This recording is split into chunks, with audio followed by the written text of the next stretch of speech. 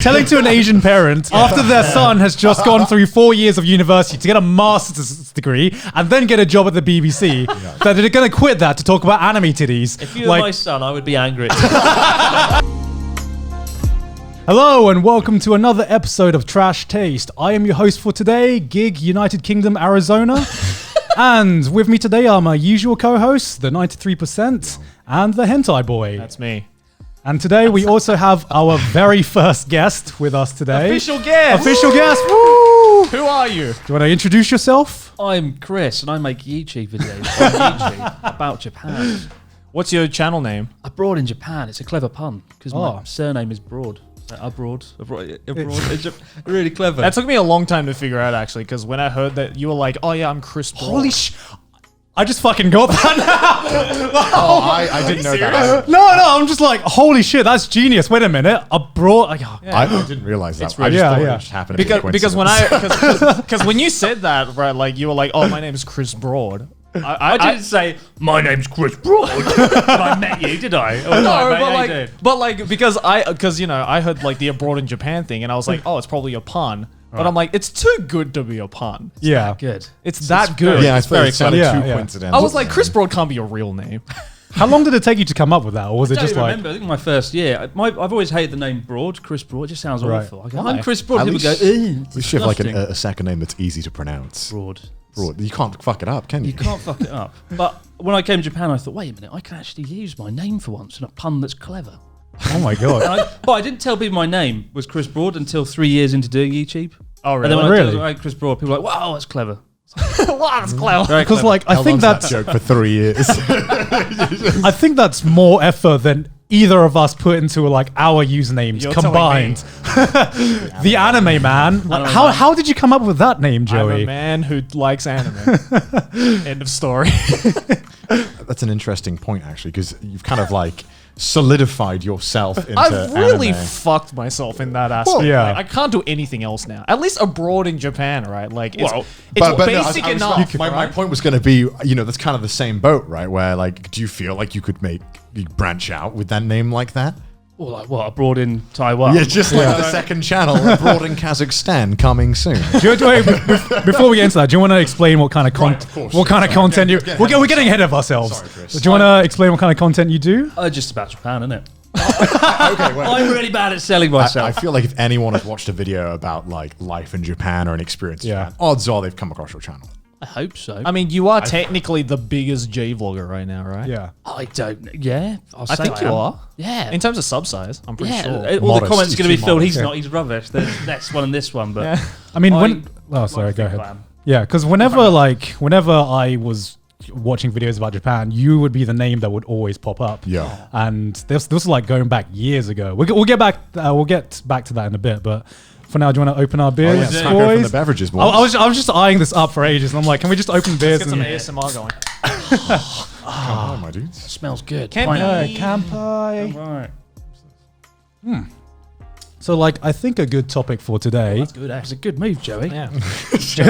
Joey chose Pineapple Strong Zero. I didn't know Kirin had like a brand of Strong Zeros. It's now. called Kirin the Strong. The Strong. The Strong. So it must be better than Strong Zero. Kirin's prime sour. If any of you ever come to Japan and there's one beverage you should try out, if you do drink beverages alcoholically, then Strong Zero.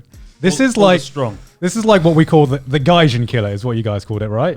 It's colloquially the Gaijin killer. Because it tastes like juice, but then Yeah. you realize it's just as strong as like a wine. Yeah. So you just get fucked. But like it like percentage wise is as strong as a wine. I don't know why. It fucks me up way harder than any wine I've ever had. Like Because it's carbonated, I think. I don't know. Maybe. Yeah. Yeah. I think I've blacked out every time I've had it. When Strong Zero is involved in the night, I end up normally like not remembering. Strong Zero Yeah. hangovers are easily the worst, I reckon. But the last time we drank Strong Zeros, like I don't remember like half that night, and then I woke up with like the most searing headache. I was like, Yeah, it's horrible. Do you guys remember your first Strong Zero experience? Yeah, it was no, I blacked out. Sorry. when I was a teacher up in North Japan, we had like an end of year party every year, and that was like the one drink everyone drank. And I just Right. woke up on a beach at 5 a.m. like face down in the sand, surrounded by 6 cans of Strong Zero. Like 6 cans is formidable. 1 is like Yeah. you feel it. 2 is like whoa. 3 is like oh god no. And after that, it's blackout phase. No, How did it take you, Connor? I think it was like the very first time. I think it was like 3 or 4. 3 or Yeah. 4. For some reason, and I can normally handle my alcohol pretty well. It doesn't Like, I can have matter. beers all It's something night. about strong zero, It just right? It doesn't doesn't. matter how much you think you can hold alcohol. Yeah. After 3 strong zeros, it's like inhumane Yeah. territory, 'Cause right? Like no one can handle it. Because we're like three Brits and an Aussie. We're very, very used to drinking, but for some, and here's the thing: every time I see someone you try strong zero, especially if they're from the UK, they're like, this 9%. Yeah, What? yeah. This isn't gonna fuck me up, please. And then they have like 2 cans, and they're like wasted already. And then third can is like, I'm blackout. I cannot remember this night, and I don't know what it is about this particular drink. but it's Shochu? Maybe it's because it's shochu. Yeah.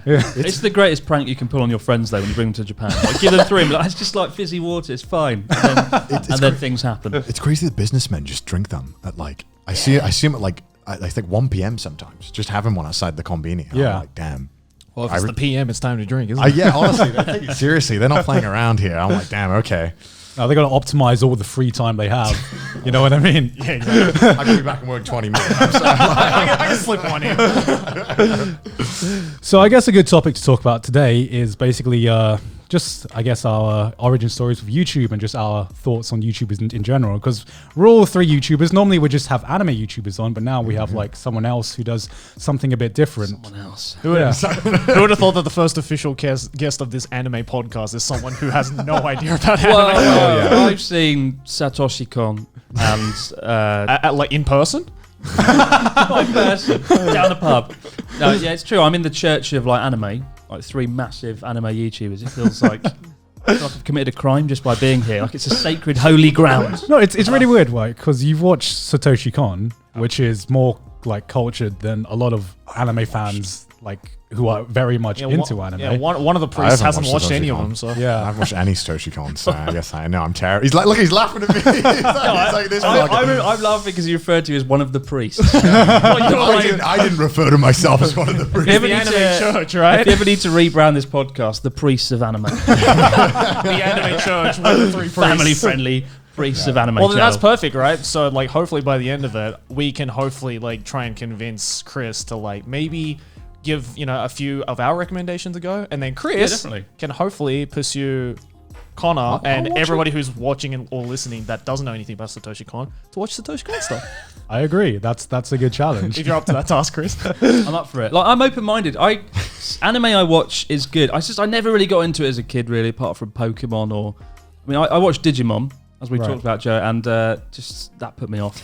I'm under the impression Digimon isn't the most respected anime, so. It's got its die-hard fan base, I think. Right. Are you part of that fan base? No, but I know. I think I made a joke about it, and there's like a new season. People got pissed at me Yeah. when I said I'm not watching. Because it's like a lot of people's childhood, right? Yeah. Because I grew up on Digimon, so I mean I wouldn't say I'm a diehard fan, but I definitely enjoyed it as a kid. I played the game.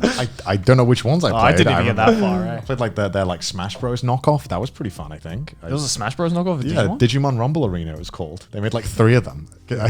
Wow. Yeah. Were you aware of that? I wasn't aware of that. The only thing I'm aware of now is just the theme tune stuck in my head. It's not even the good one either. It's the English one. At least like Bruh, the English one's the good That's one. dangerous. What can I man. say? If you listen to the Japanese Japanese opening, it's fucking epic. How's it go? It's like you probably heard it. It's like the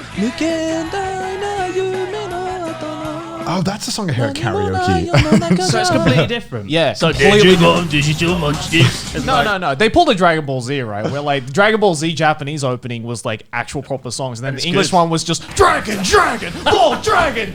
It's like Boy, that was hype though. That was hype. that's a Come hype on, opening. come on. It is hype opening, but I just love how it's like, all right, we got a show called Dragon Ball Z. What are the lyrics going to be? How many times can we say the title of the show in the song? Bro, that's like big brain mode though. Exactly. I think the only other lyric is "Come Get Me." Yeah, exactly, right? The Dragon Ball opening. I do not remember this at all. You don't remember the English Dragon Ball opening? No, I think I forgot that. It's so epic. It's so iconic though. How did you guitar, forget? like, intro is like the I think the One Piece rap is like blocked out all childhood like English openings for me. the one. See, I had the pleasure of not growing up What? with No, that. what do you mean the play? You had the The displeasure. Great rap.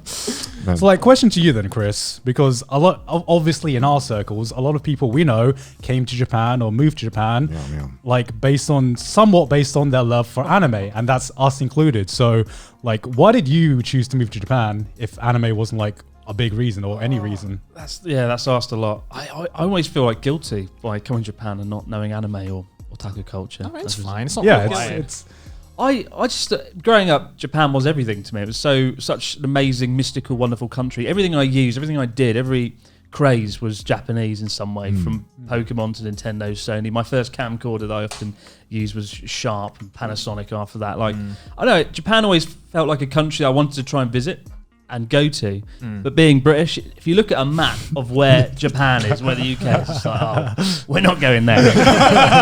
It's so far. Like to North American viewers, though, obviously, it's still pretty damn far. If you look at the map, it's like, oh, it's not that far, it's some water. Yeah. But Japan's so damn far. And so I thought, I'm not going to go there. But then I thought about teaching English, and Japan came up as an option. And it was the only country I ever thought I'd want to teach English in and actually immerse myself and learn about the culture. So in a nutshell, that's kind of it. I was more So drawn- even before all of that, like, you were already set on like leaving the UK at one point, or? Oh, absolutely. I always wanted to live overseas and travel somewhere in Asia. Right. And So where would have been your second option if you never got to Yeah, Japan? I was going to ask that. second option, Yeah. I don't know if there was a second option in Asia. It was kind of like Japan or nothing. Oh, wow, okay. okay. Oh, wow. Just Japanese culture really excited me, like all the stuff I've seen about it. But Because I watched your first video last night. I was doing some research and the vibe you gave off almost was like, all right, lads, I'm in Japan. You know what I mean? Like, I've just landed. Lads on It was tour. just kind of like, oh, I just ended up in Japan. Might fuck around and stay a little bit. You know? That's why I got the impression. I just thought it was like a thing where you were like, all right, fuck it, might move to Japan. You know, that's kind of like the vibe I got from the video, I guess. But obviously hearing that, I'm like kind of shocked. But then I could also see a British person not wanting to seem like obsessed with something because that's uncool in British culture. Yeah. no, it's not that. I mean, the trouble is, like, most people that come to Japan are interested in the anime and stuff. Yeah, And yeah. I remember doing a Japanese class at university on the side, and I was like the only one in that class that didn't really watch anime. I was like, oh god, am I I'm I'm learning Japanese and I'm the only one who doesn't watch anime. I was the only one in the room, and I was like, oh god, am I going to work? Is this going to work? Like, do you need to know anime to live in Japan? You need to be into that sort of part of the culture.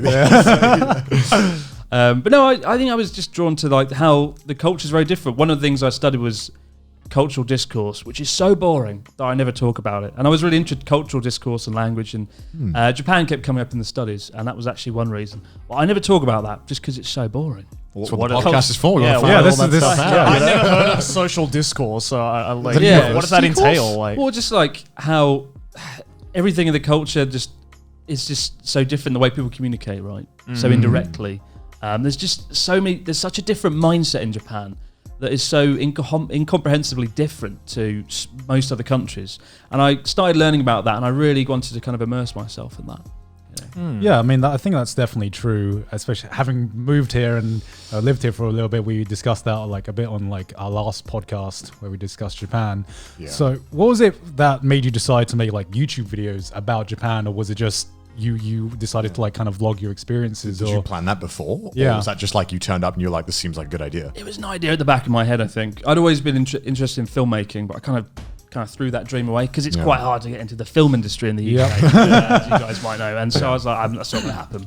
But then I got here and I was like, I might make a YouTube channel. And actually, before I got to Japan, there wasn't many YouTubers in Japan. And I was like, I'm really excited. What's Japan like? And I went on YouTube and there wasn't a whole lot going on. No offense to the YouTubers in Japan pre-2012, but it wasn't much. And I was like, okay, maybe I can fill that void and take my hobby of filmmaking and my dream that I've forgotten and actually kind of use that and do something with it. So I hadn't watched a whole lot of YouTube up until that point. Right. And I kind of draw a lot of my influences from British TV and rather than other kind of vloggers and other YouTubers. Yeah. And because like I think anyone can agree that like if you watch any one of your videos, and it definitely has more of like a TV vibe than like a traditional like, hey guys, I'm in Japan kind of vibe. It doesn't you know? feel like an iteration on YouTube, which a lot of channels that come into it newer do feel like they're trying to emulate a style but build on it. Whereas I feel like maybe that is what is so unique about your take on the J vlogging. I mean, I don't have anything against vlogging. No. But for me, the thing that excited me was the idea of making like a crappy, low-budget TV show rather than like a vlog about Japan. Yeah, That's it seems kind of like my guiding star. I guess. It gave off the impression of like a BBC, not a BBC show, but like a short you'd seen like on a show or like a news broadcast about Japan or about a different culture. And I think that's what like how I found your content at first. And you mentioned being one of the first people to do vlogs about, or not vlogs, but like videos about Japan. High quality vlogs. High quality vlogs. Do you remember the scene back then of what vlogs were like? It was like the shaky cam. 2012? Yeah, 2012, right? Oh Jesus. I mean, I yeah. just remember it like was- FPS Russia, and that's like all I remember. It's like blowing good. shit up. Yeah. I mean, FPS Russia was probably like the high. it's epic meal time. Those were good times. I feel like that was the golden era of YouTube in a sense. I don't know. I feel like every era has its own thing to it, and I think it's easy to look back and be like, that was the best time.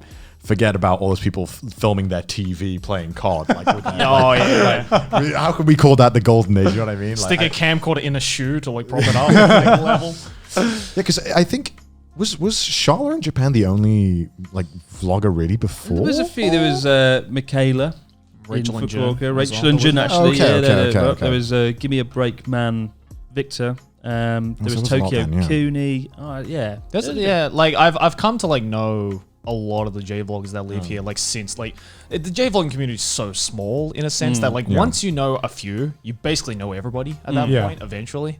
And like I mean, you know, meeting Chris and like meeting a bunch of other like small, newer and older vloggers, it's like it's really interesting to see like just how big it actually is, because on the surface, I think if you don't know a lot of them, it does just seem like Chris and a few other people. Yeah. Whereas like there's just so many. I mean, that's how YouTube J works, vloggers though, isn't out it? there. Really, you can kind of easily stay in a bubble if you want to. Yeah, exactly. Definitely. How do you feel about the current J vlogging scene though? I don't know, really. I'm friends with a lot of them, but I don't watch that much. Because I live in Japan, you know, I don't really want to watch other Japan stuff. And I do my stuff. I spend ages working on a video in a room. I upload it, and then I go off and drive around the mountains and go. Don't quote me on that.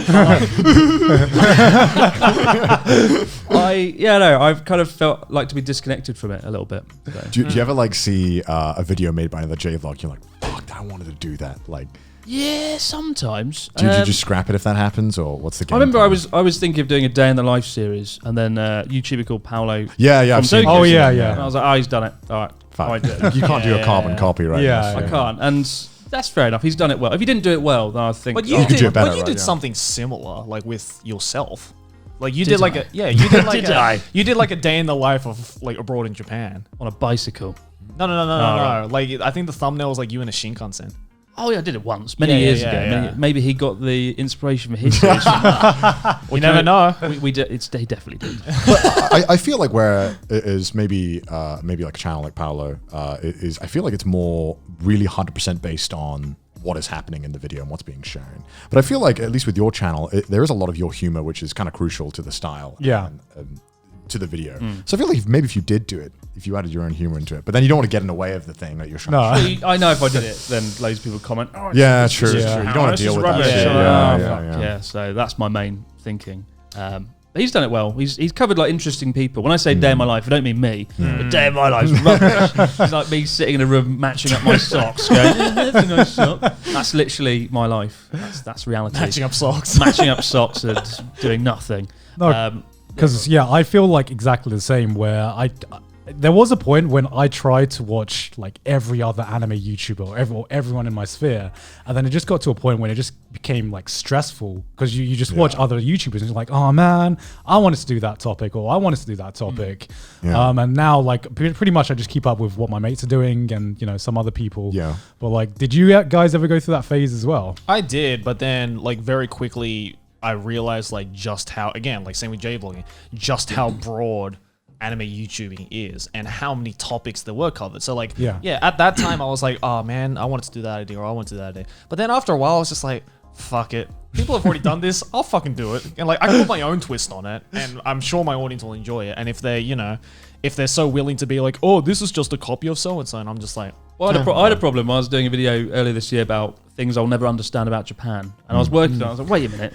someone's done this already, and it's Joey. Because he always was like 12 things I'll never understand about Japan. Mine was gonna be like 10, and I was like, shit, can't do that. No, mine was He's got 13. 2 more than me. 13 things about Japan I'll never understand. Is that an extra one? So in the end, I just call it what I'll never understand, and that. I mean, it still did well. Yeah. I don't think I've ever really watched many YouTubers aside from you two, I think. And I never really worried about overlapping at all because I was pretty confident that I was doing the stupidest shit that was available. So I was like, no one's as willing to embarrass themselves as me. So I'm pretty sure I've You got are this. kind of an anomaly. I mean, you were called the 93% for a reason, you know. Do you know why it's called the 93%? Because he's a white male. What does that have to do with that? At one point, my audience was, well, I'm not going to say for some reason, I know why, was 93% female. Yeah. At some point. Which in the Attitude War was unheard of. No, yeah, because it was normally the other way. It's a around, massive sausage fest, Yeah, essentially. it is. It normally is. It's, dudes arguing about, which Naruto power-up is the strongest, Wow, that's quite impressive. Is it like that now? No, Still? it's like 60-40 now. So it's melt. But I mean, it's still good. quite impressive. I mean, at the time, yeah, I guess. I mean, because I was covering mainly anime shows or doing stuff. I was doing like prank calls as anime characters from shows that were like more female oriented. And that's the secret. Doing the British, like British butler, like Sebastian, yes, I would like call up McDonald's and tell them, oh my gosh, no, it's not working. and then and I think like the reason why like Connor did excel in that is because again he was tapping into an audience, like a female demographic that literally none of us were tapping into. Yeah. I feel like a lot of people on YouTube are really like unoriginal. Like they never think outside of like, okay, if it's the anime community at that time, it was either talk about anime or make a show where you talk over anime and do make them say things they weren't saying. Yeah. Right. And no one was really trying to think like, what else can you do with this medium other than talk about shows and do that thing? And I was like, well, I kind of like the abridging, which is like you redub anime but make them say horrible things. But I didn't like how that took like a month to make. So I was like, all right, I'll go in the middle. I'll take these characters and just prank call people with them and do the voices. And it kind of was like a happy medium of like messing around, but also I can interject a lot of my personality into it. Slowly built it up. So yeah, but I haven't done prank calls in so long though. Yeah, I was about to say. Because for me, like, do you guys remember how you started to find your style? Because when I started YouTube, mine was completely, I'm going to try and rip off zero punctuation. And this is just my style. Do you remember your old Twitter bio? Because I do. I do His not. old Twitter bio was like... how do you remember it was this? like, because I think I remember clicking on it for some reason. It was like, I'm that other fast-talking British guy that isn't was it actually? No way. I think it was like, I'm the other. That's so embarrassing. It was like not Yahtzee or something in your bio. Not Yahtzee. Because that was always my top comment. So I was just like, let's just refer to this in the bio. But like, the more I did videos, I guess, the more that my own style evolved. Because I started YouTube 2007, so like mine was like near the beginning of YouTube. So there wasn't really anyone else to play off of. So I just kind of copied who I was watching at the time, and there wasn't many creators on the platform. But in terms of you guys, how did you find your style? How did you start out? I guess. I mean, I don't know really. Do you almost feel that like YouTube style is like you just try a bunch of things and then one or two of them work and you just like iterate it and then you try again with a bunch of iterations of like that thing that you did yourself, not copying other people, but like, so you have a success with one thing and then you're like, okay, what worked about that? How do I then try a bunch of new things? And then slowly you start to figure out, okay, this isn't working. This isn't working. I don't know. What do you think? Because yours is very different. Because obviously ours are more comedy. Yeah, I mean, mine's more based off British TV. Like Charlie Brooker, for example, the writer of I love Charlie Brooker. Scream Yeah. Oh my god, I took inspiration from Screenwriter as well. In my year in reviews. Year in reviews was directly influenced by Charlie Brooker. Fucking fantastic. And that is one of my key influences. So that's the sort of thing I would have watched. Yeah. And then when I sat down in front of the camera, I thought, that's what I want to channel. And it's when I'm on camera, it's kind of not me. It's more like a kind of more obviously energetic, sarcastic, bitter individual. I'm not that monstrous off camera. Well, I might be. I feel like your style sometimes is almost like reminiscent of like David Mitchell. In terms of that very like dry sarcasm, that's like that's just so beautiful. I love David Mitchell. I'd like that. Without the like depressing look sometimes that David Mitchell has in his eyes. I don't know, man. I've been on a 4-day trip with him. I saw some pretty depressing, like sad faces before. God, yes. Yeah, no, it's just British TV is my main influence. I wouldn't say actually I've been influenced by another YouTube channel as such as a result. But what I have found is over the years, I started off quite strong in that character, and I lost it because I started going from commentating on things in a room to doing more travel stuff. Right. And you can't be a cynical, sarcastic dickhead. You don't want to say something. People like, oh, this is your dinner, and I'm like, fuck off, love. Like, oh, thank you very much. Yeah, tadakimasu. Like, you have to be nicer when you're out and about doing things. Yeah. So I lost that. But this year, by virtue of the virus, by virtue of being indoors more, I've kind of gone back to rediscovering that character and who I actually enjoy being on camera. I think it's weird you say that because I did a video in, 2 videos I've done. Like I'm starting to try and do some videos outside in Japan, like out of my bedroom, basically. Yeah. I did a video in a host club. Yeah, it's a good video. I really like it. Oh, okay. Thank you. Yeah. And that was really difficult because my back of my head was like, I want to crack jokes at the dumb stuff that they're doing or the really cringy moments, but at the same time, I don't want to offend them. Yeah. So it's kind of striking that balance of like, I'm playing the fool where I'm like, oh, that's odd, isn't it? You know, and you're just like, going like, that's kind of strange, huh? But then just moving on. Yeah. It's a tough one. You can't, that sort of cynical, sarcastic side. Trying to strike that balance, in right? Japan. Yeah, you kind of got to be like rhetorical in a sense and not just be like directly like, Because if you're in your bedroom and you're watching a video or you're commentating on something, you can really just go in and like make full on jokes, right? So it's trying to channel almost that British sense of like just doing a little like little jab, but saying a point that's not a jab, right? Like add it in, and it's like, oh, this is strange, isn't it? I mean, let's talk about that. What was the whole experience like for you? Like, is there anything off camera or anything like? I only heard the stories you told me. There was a lot of things cut because we all went there to scout it the day before, didn't we? Yeah. We happened to be in Shinjuku, and I was going to film that the next day. And we were like, can we just like rock up to this host club and see what's up? And it looks sketch, right? Like it was pretty fucking they were dirty, very nice to me. They were very, very nice to me, but I will be honest and say that it was a little, No, I mean, I remember going to the area and I'm like, I don't fear for my safety in Japan. It was in the really sketchy area of Shinjuku. Kabukicho? Yeah. That's pretty shady. Yeah. And I mean, what do you want to know about the whole thing? Because like, what was the most awkward experience? We were recording for 4 hours. Okay. So it was a 4-hour shoot. So we started before they opened up, and then we went through the whole thing. And they like the whole point was that like I wanted to like actually try and talk to customers. Yeah. Because in my head, I wanted it to kind of be like Louis Theroux-esque, where he really he puts himself in the situation. Yeah. So I really wanted to put myself in a situation that was really uncomfortable for me, and. Yeah, so I was introduced around by the main guy called Tyzer, and I'm very thankful he showed me around. I don't think many people in the comments liked him, though. And Why? He made a lot of jokes, and we cut a lot of them. He was very, very insistent on like bashing my looks a lot, and I was rolling with it. I was like, yeah, I'm ugly. Wow. Do you think he was trying to be funny and just failing, or was it like? I think there was some of that. I think he was also maybe a little like acting up for the camera. I think maybe he's like, oh, this new kid comes in. Yeah, he's got subscribers. Let's show him like what's what. He ain't shit. Yeah, basically, I think it was like this kid thinks he's hot. No way. Assert dominance. It was just like the way that they like attract women. I found was like so blatantly Japanese. Yeah, like you know what I mean? It's like it was the really opposite from like Western hitting on. Like they would literally the moment this girl sat down, right? They were like, "Yo, you're hot. You're beautiful. What you doing? Oh, you like what do you do?" Really? Like, they were like the moment they sit down, they start hitting That on. forward. Yeah. And you know those girls are just like, and the problem is that like they wanted me to like sit down and immediately like start hitting on them, and I was like so like, dude, I can't do that. Like I like the slow game, Let's just talk, go out for a date or two. Yeah. But it's really strange. So like the way the hosts work, at least these guys, like the whole thing was like, butter them up, get them to buy you drinks, add them online, talk to them, take them out on dates afterwards, be like, hey, you coming to the host club tonight? Like, it was really like weird, I guess. Superficial. Yeah, it was very superficial, and I felt understood how like a lot of these girls were really into them, because there's one girl in the video who was like adamant that she was going to marry the host. Oh god. And the host was like, obviously he was like, yeah, of course you are. You know what I mean?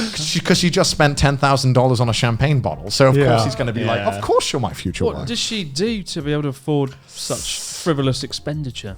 What they told me off camera was that they tend to be in the same kind of industry. Oh. So it's kind of like they're like the same 5 Tumblr artists just giving each other the same circular, you know what I mean? Just giving each other the same commissions. the circular economy. So, so she might be working at like a kyabakura. Yeah, Like that guy might go to the kyabakura to go see her. Most of them were working in soaplands, so a lot of them. that makes so much more Which, sense. if you don't know, is an underboard kind of. I mean, it is. If you Google it, It's it a literally brothel. says prostitution. It's a brothel. It's legal prostitution, Yeah. essentially. So a lot of them tended to be also, prostitutes Oh, that makes themselves. sense, so, and I guess that's why they were maybe okay with the superficiality of it all. Right. And Have you ever been to a snack bar or a hostess club or anything before that? I went to like a maid cafe, and that was about it. well, But like, that's I'd never similar been to to like that. anything where it was like that, because they were like, Yeah. from the moment these girls come in, they get 8 or 9 minutes each host Right. for about an hour to Right. just hit on these girls. So one goes in, and then he does his thing. Immediately after he walks, the next host comes in, starts hitting on them, and then after like an hour, right, she has to choose who she likes. It's like speed dating. It's literally speed dating, but a lot of the girls I think just come in for because you get like 2 hours of free, like $10 for all you can drink. Right. So a lot of people come in, do the 2 hours, and then just never come back. Yeah. But yeah, no, I remember it was really, really, really painful to try and hit on these girls because also I was trying to hit on them through a translator. I don't know if Yeah. you've ever tried to hit on someone. It's like Hey, it's like ladies. it's like this distance. We're sitting next to them, swirling. I'm like, you look really pretty. Yeah, I'd say "G'day, this G'day, this Then they would say it. They would say it back, and then they'd be like, "Thanks," and I'm like, Speak? Oh, you look very kidding. I want to be your me translator. Man, just imagine being the translator and Yeah. just like that's a next level of third wheel. Yeah, You know what I mean? and then the whole thing is like, obviously, I'm also drinking a lot of alcohol because the main host was adamant on getting me smashed. Yeah. And so it looked like we were drinking water, but it was just like Short you. in between the shots that you were constantly doing was strong zero. Oh, God. And they would drink strong zero like water, right? So Oh my they god. would every time they'd have to go to a girl, they would have to finish all their drink that they would make as well. And these were God. always like 12% or higher spirits, right? They were pouring. So, and I remember they were telling me, the hosts in Japan, they were like vomiting every single night from alcohol. I mean, if you're mixing strong zero with Yeah. like champagne and Champagne. shots, Yeah, because they made me down like a half bottle of champagne. Oh, my God. How much was that in the worth? video. How much was that? On the menu, it costs like, I think it was like 9,000 or something. Were you sick after all of this? No, I wasn't. Funny enough, I went to Wow. like Little Lamb right after, and I had a great meal. I was like sobering up in a hot pot place. Brilliant. But it was so that was like $9,000 or something. So you drank I like paid for it. $4,000 worth of champagne. In one Yeah, go. and then a bunch of drinks in between that. The shots were like $30 each, and then all the drinks were like $50 each. Would you ever do a video like that, Chris? Well, I was thinking about doing it until I No, saw no. yours. And I was like, I'm Yeah. not going to put myself. That's what I thought. I wondered why no J-vloggers had done it, but I felt like none of them would be willing to do the No. Yeah. smash. I was like, I'm not cutting like 5 years of my life expectancy for this video. Like, it ain't worth But it. that's the thing, right? They do it, but like they all owned like apartments in central Shinjuku because they make like average like $10,000 a Yeah. night. Like Yeah. they Yeah. make like, and a lot of them send it to their families, so a lot of them are just like making the money while it's good, I guess, and then Yeah. getting out. The coolest guy there was the vice president who like wasn't a host, and I thought he was like by far the hottest as well. He was like 34 and he looked like every like Bishi anime character. Oh, really? Yeah. And he was really nice. He was really open. He was giving us a whole tour, telling us everything about the club, whilst the other guys just wanted to see me fail with the women. Like, because I remember the main guy was like, "Oh yeah, you're gonna be supporting me," and so I go over, and he's like, "Oh yeah, so now you have to do I'll support you." I'm like, "What? I was lied to." Jesus. Yeah, and we cut a lot of the stuff because I got really fucking drunk. What's like the craziest place you're like willing to like go film in Japan?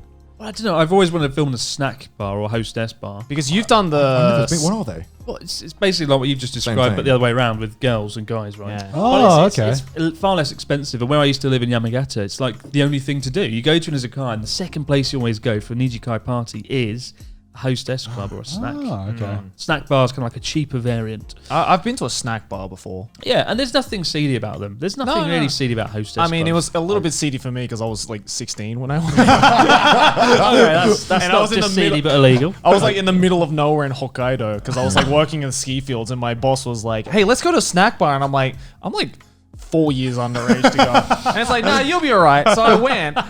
And you know, this like 16-year-old kid just like sitting there, you know, just like sipping, you know, beer or whatever. And the mama, who's like that's the name that they give to like the main hostess of the snack bar is the mama. She just sat right next to me and she's like, so how old are you? Oh god. And I was like, fuck, what should I say? I guess I should just say 20. And my boss at the time was like shit-faced already because he couldn't hold his liquor. He's like, oh, he's 26. And the moment he said that, I was like, I'm getting kicked out. There's no way she's going to look at me and be like, yeah, you're a 26-year-old. But no, the mama just looked at me and was like, oh, you look very young for a 26-year-old. In Japan, if you say you're over 20, they don't question it. They're like, all right, cool. It's true. No, because like in Asia, especially, like if you're, because you're like half Australian as well, so they just assume you're fucking old as fuck. It was the first time I was thankful for my coach's face. Like I was just like, thank God I look like 5 years older than I actually am. Yeah, I would have been in some deep shit otherwise. But the snack bar is fun. Like it's way more chill than like what I assume a host club would be. It is. I mean, you just sit down. I often take friends to one just to surprise them when they come to Japan for the first time, because they sit down and there's like two girls either side and they like pour their drinks, light their cigarettes. That just sounds like fun though. It does, but mostly my friends are awkward because it's a concept that doesn't exist really, you know. Because I think if you had described that to someone in the UK, I think people would think that's kind of like, oh, you're sleazy. you're like a sleazy old guy. I mean, the closest thing I could think of in like the UK is probably like a strip club, right? Where that's like that. No, but it's. I'm not saying that is, but it's like the closest experience I can think of, probably, just from like a very broad term. But they're far better at a hostess place, because they'll like be really, you know, they'll talk to you so much, they'll be full on you, and then they'll make you sing karaoke songs. Oh, that sounds like fun. That's right. They won't make you drink a disturbing amount of alcohol. Like it's not quite as bad as what you do. Yeah, they definitely seem really sleazy, the host clubs, and I believe there's like a lot of them are owned by, you know, sketchy people. Sketchy people. You know, I'm not want to say, I want to name names. Sketchy people, Connor. You know, just some gangs or whatever. I think, like, but, the Y word. Yeah, you know, the games by Sega, those people. I'm pretty sure. I'm pretty sure a lot of them are owned by that, because they seem to just kind of like operate under their own kind of line. Yeah, absolutely are. I mean, that's why I was so impressed that they would just want to be like, yeah, come on in, film it all, man. Come on. Yeah. I don't know how you got permission though, that easily. What happened connections. is that, I think our producer, Maylene, best producer, has every connection in Japan apparently.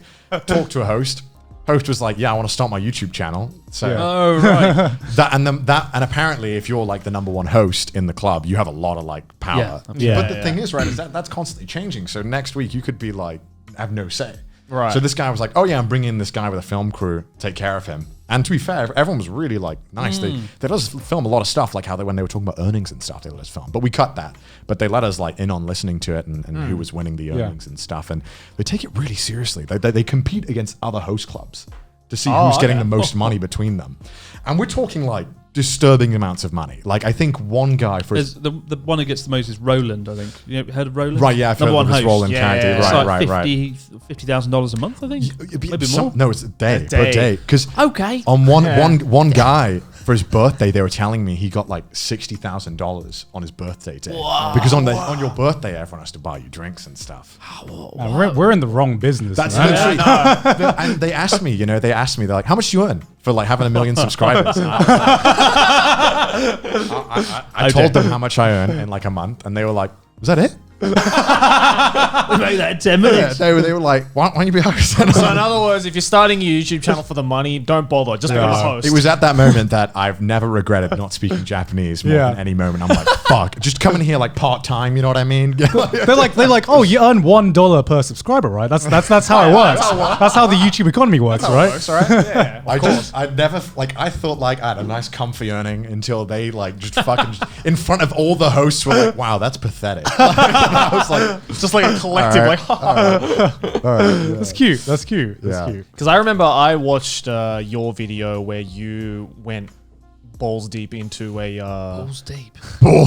balls deep with Chris Broad into a love hotel. Oh yeah! That was a great video. Yeah, it was cool. The owner is like a friend of a friend, and he was just the most hilarious man. Yeah, he was awesome. He walked in a room and he's like, "Let's play sexy." that is the ultimate one-line sales pitch for anything. I mean, that's tend to be like the easiest time I've had recording in Japan is when you know the owner and he's totally chill with it. When you have to go through like 7 companies and everyone has to approve.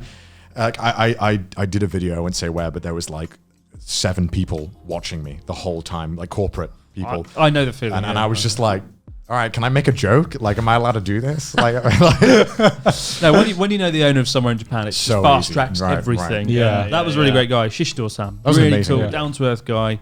He gave me a goodie bag of like various sex toys as I left, and I was like, "Oh, thank you, Shishito-san." A dildo, great. give you a dildo. Did he actually? Also, and a porn magazine of prostitutes, like just various things. I was like, "Oh, great." You Thank like you. that, right? Yeah. Goodie bag. Is that the most fun you've had filming in outside or in Japan then? It's certainly up there. It's like top 3 moment. And they did like the opening the video. He does these monkey bars across a bed. Yeah, he did. Yeah, yeah. And he made some disturbing moans. When I edited it, I had a shot of a bed. Right, you can't see him doing the monkey bars, so it looks really dodgy.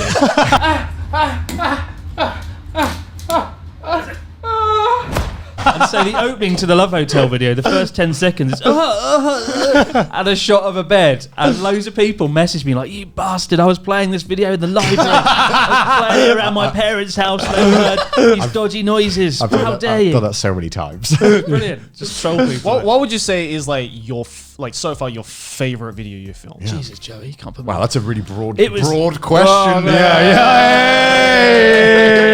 I hate myself. I'm Oh, so sorry. it's the one with you in, Joey, of course. The one with the I was tunnel. hoping you'd say that. Did you see our tunnel video recently got featured? Oh yeah, the Burger King foot lettuce guy. When you messaged me about that, I was like, my dream has come true. The most, what is it? The most haunted YouTube channel, Chills, right? 5 million subscribers. Big deal. What was the video? It was like top 5 YouTube Went videos too that went far. That too far. went too far. It Yeah. went too far. Do you know Chills? Have you heard his stuff before? He's No, really, I hadn't. I thought, oh wow, I didn't even watch the video. They messaged me like, "Can we use your videos?" I was like, "Yes, you've got 5 million subscribers. Do Yeah. what you want. Have your way with my videos." I was he's so- really like an iconic meme. And then I yeah. watched it. And I was like, Yeah. "Why is his voice like that?"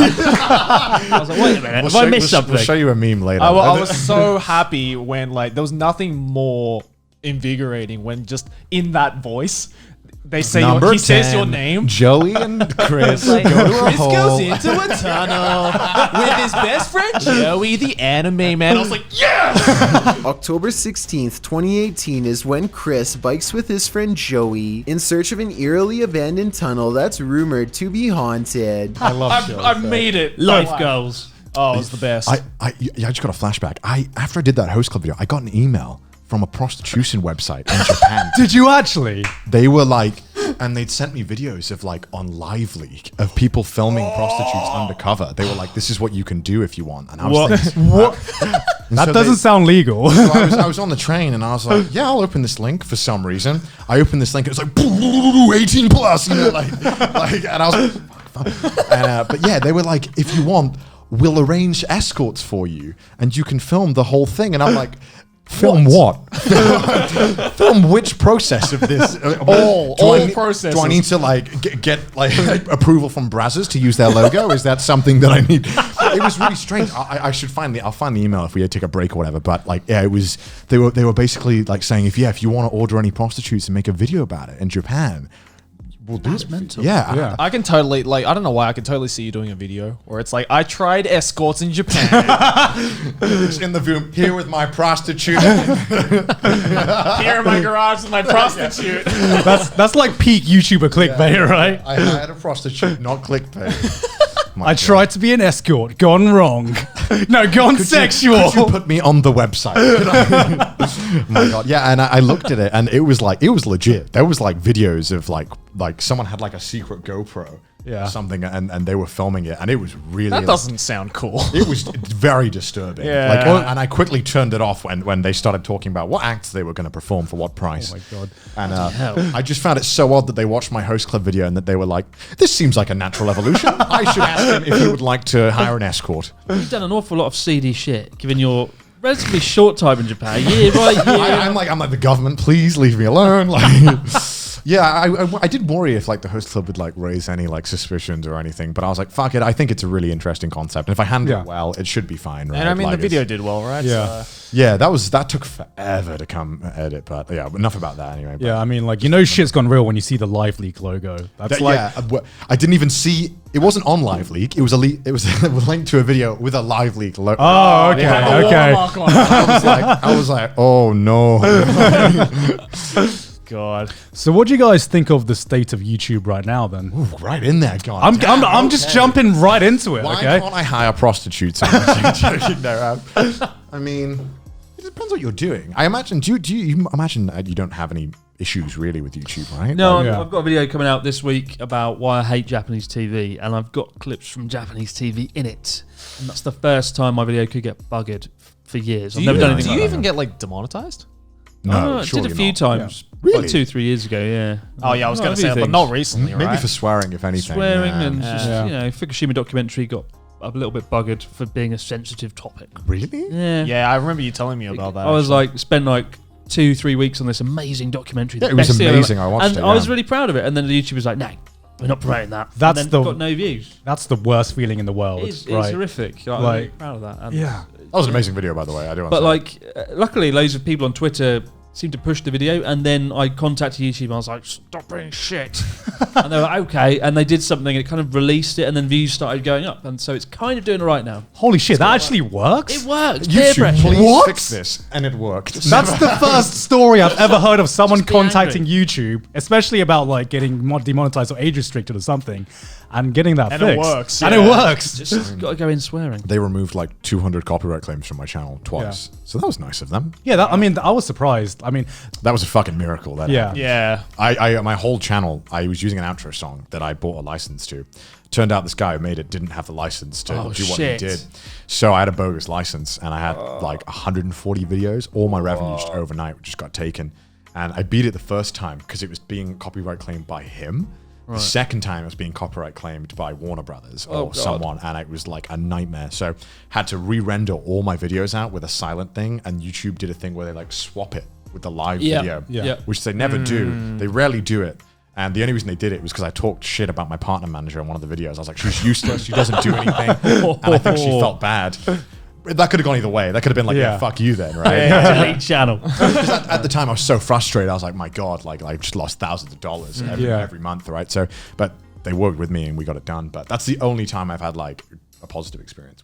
because like the thing about YouTube is that it's just sometimes it's terrifying just to put your entire like livelihood on someone else's shoes or someone else's hands. Because I remember the biggest heart attack I've ever got, which was like I think it was last year, where I logged onto YouTube and I just had this message that said your account has been terminated. What?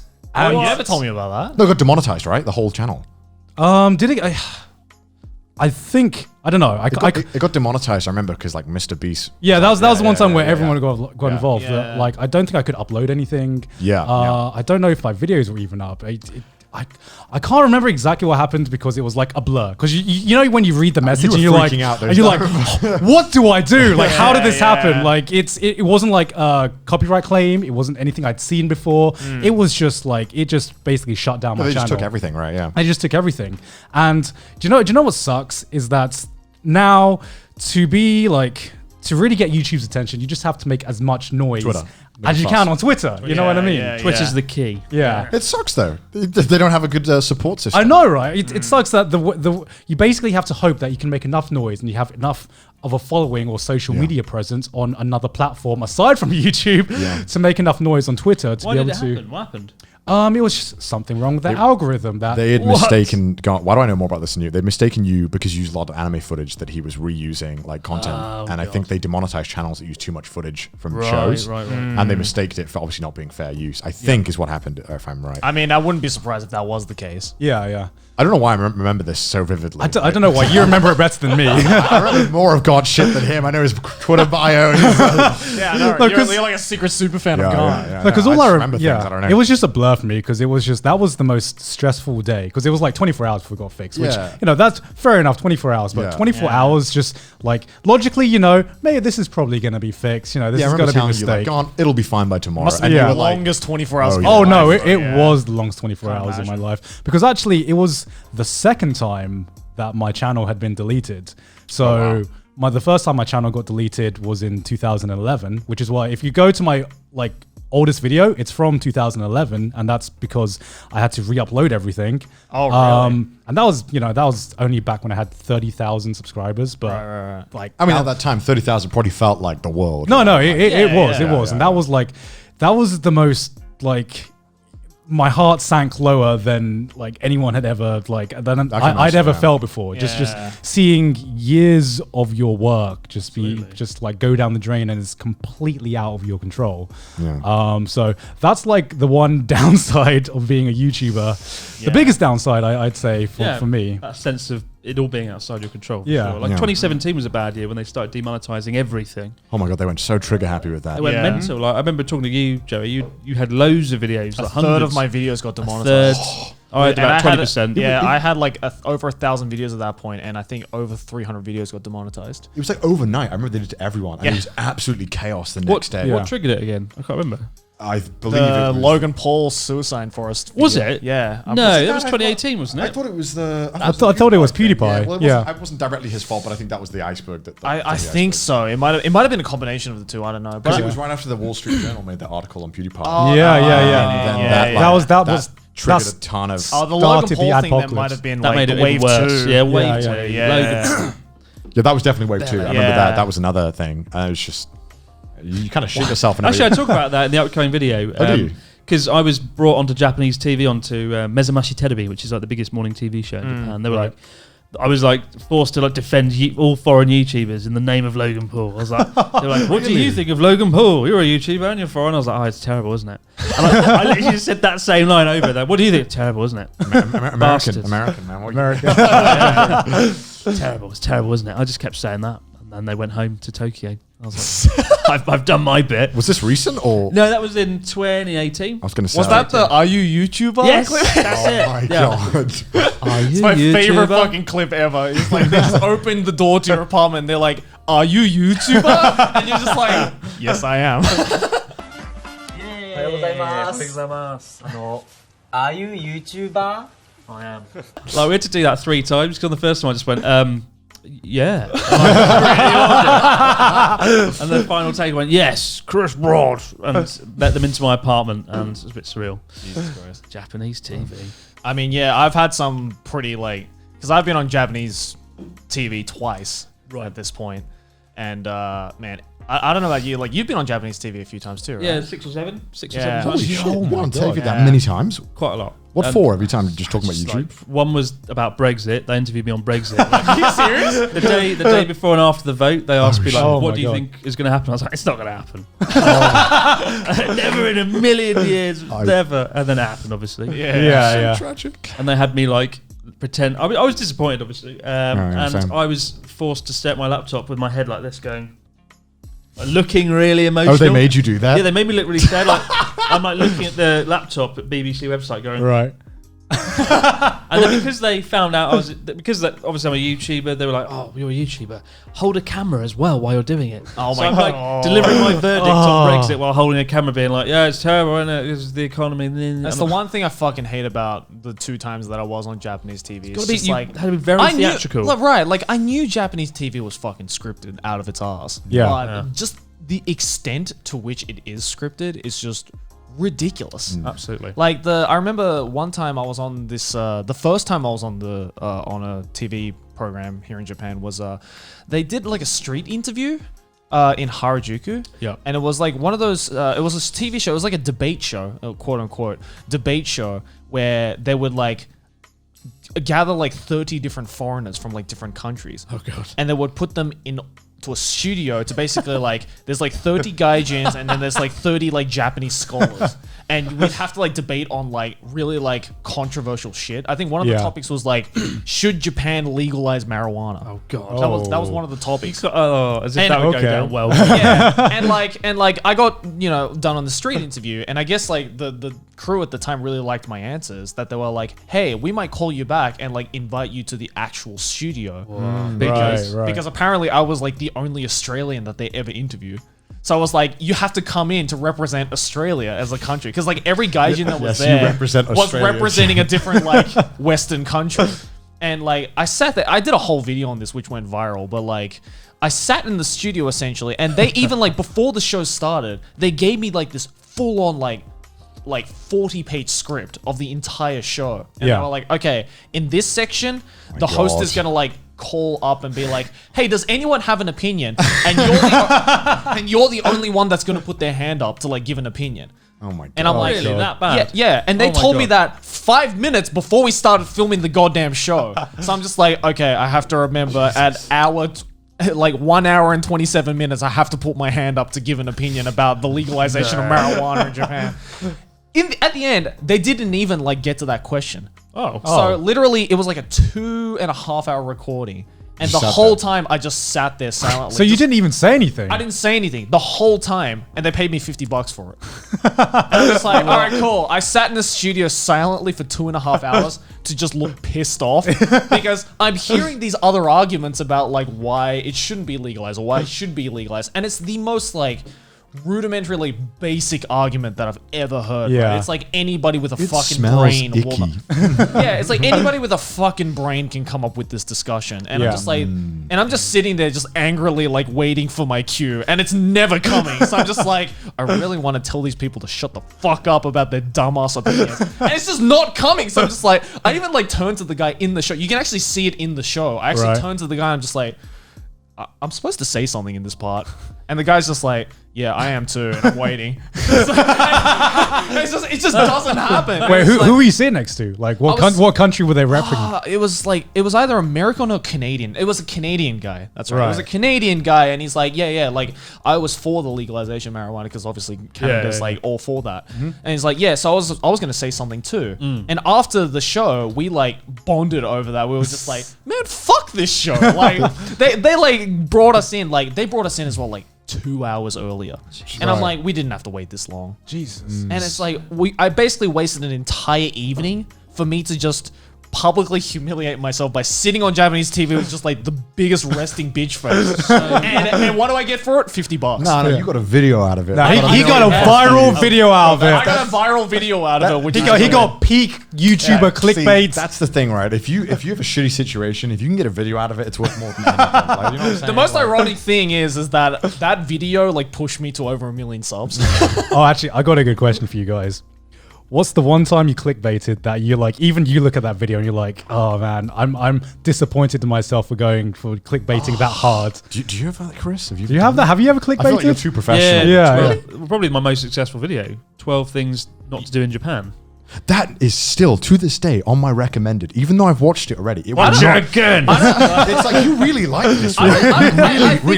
I think though with that video, the reason why it did so well is not because of the clickbait, but We know why. when you released it. Yeah, I yeah. released it by shit. I think I released it 1 week before Logan Paul did what he did you? did. Oh my And then all god. the comments are, "Don't be Logan Paul, ha ha ha." Rule number 10, don't be Logan Paul, ha ha ha. And that's like, 20% of the Right. And it was so comments. perfect Right. as well because literally, I think it was like 7 out of the 12 things you said, Logan Paul Hit did. done.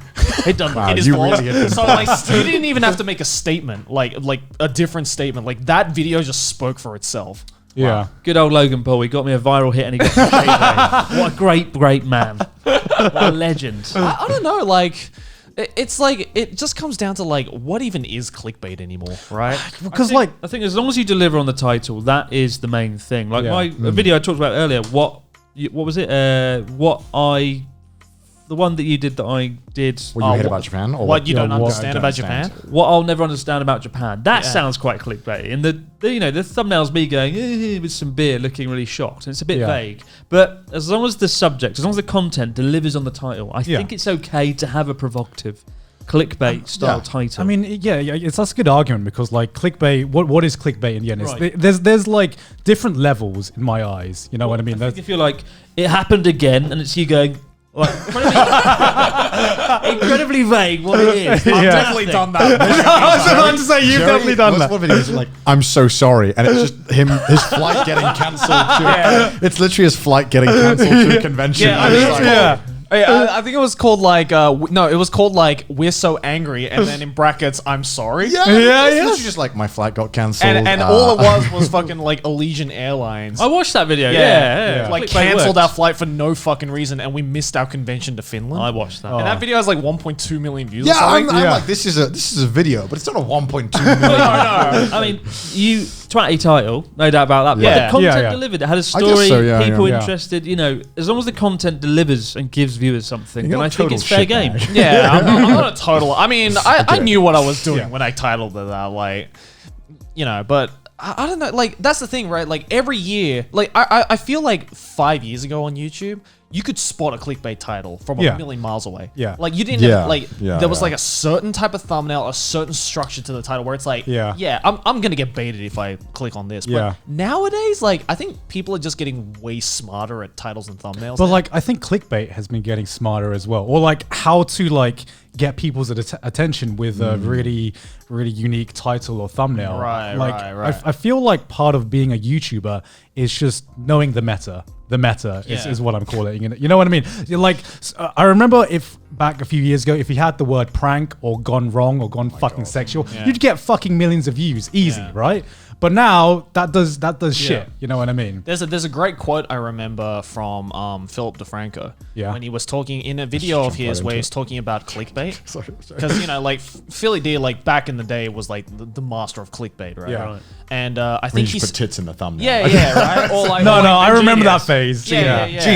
I mean, it was genius back in the day, right? Yeah. But like he said something along the lines of like, you know, with the title and thumbnail, as long as the content is good and there's like at least some kind of like content that you can take away from it, it really doesn't matter what the title and thumbnail is, because at the end of the day, you have to trick your kids into eating their vegetables.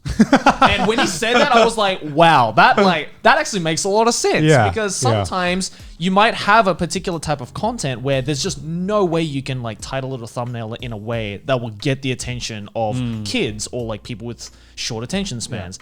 And so you have to be forced to clickbait. But as long as the content is good and is at some level of quality, I really don't think there is anything wrong with making like a really clickbaity title or thumbnail. And that's always been my kind of guiding philosophy as well. Yeah, Absolutely.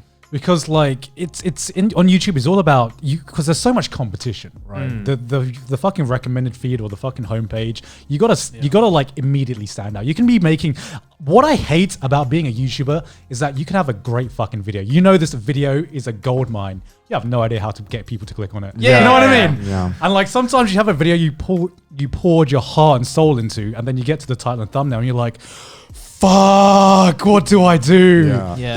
Is that something you consider when you're like picking these places to visit? Are you thinking about like how can I like, you know?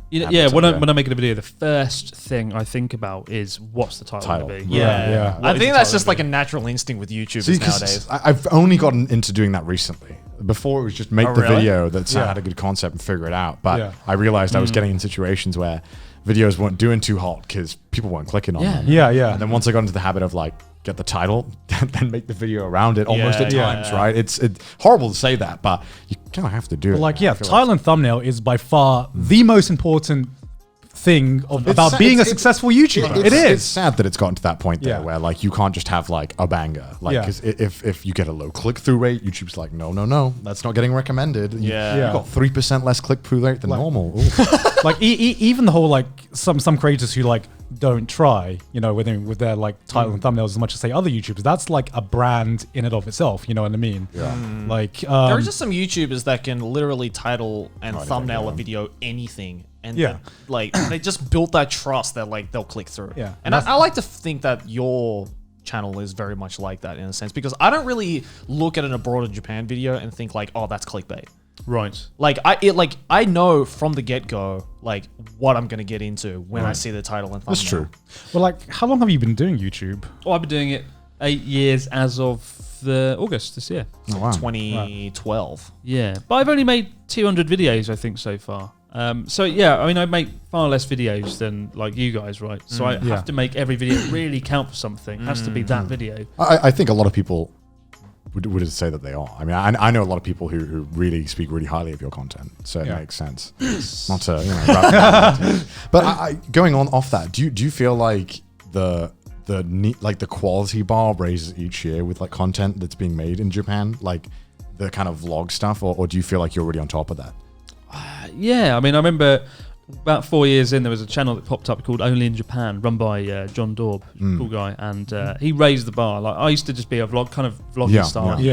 Had TV production quality, and I was like, shit, that's the future. That's what you want to So go I for. raised my bar to try and reach that kind of level of quality.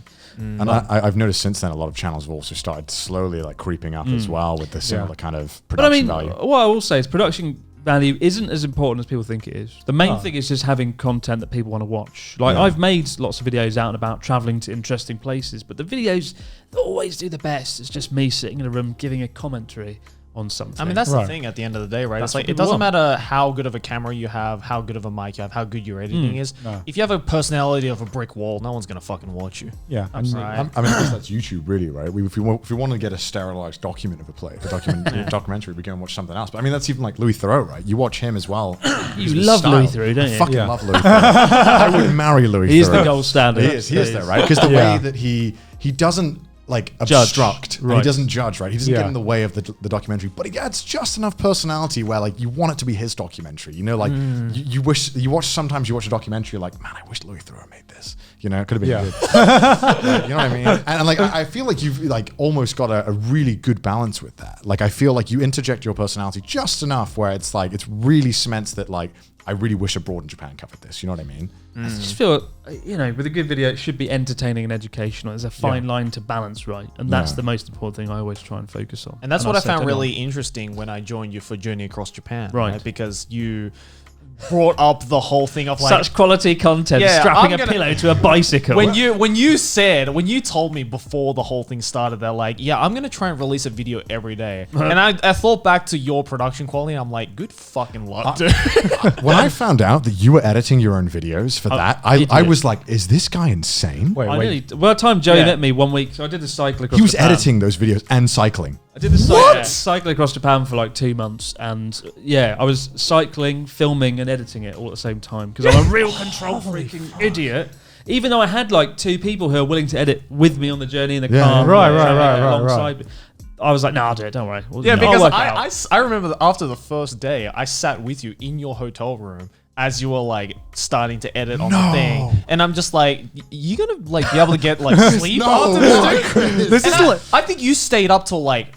I think we had to get up. I think the next day at 8 or 9 a.m. It was really, really early, and fucking Chris had stayed up till like 5 a.m.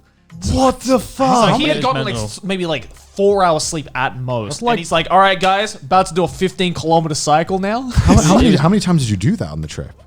A lot. Yeah, most of the first half. How the fuck did you ride that bike? What happened is, originally the videos came out like every day. Then it was like every 2 days. Then every 4. And by the end, it was like once a month. Just kept like getting longer and longer. It was very stupid. I think you would burn yourself. That just sounds. That sounds like an absolute like fast track to burnout. By the time Joey was there and Joey had left, I was fucked. I saw like the rapid decline of like mental health. You know what broke my heart is when was it with Emma that you recorded? What's that YouTube name? Tokidoki Travel. Did you record a video with her that you like?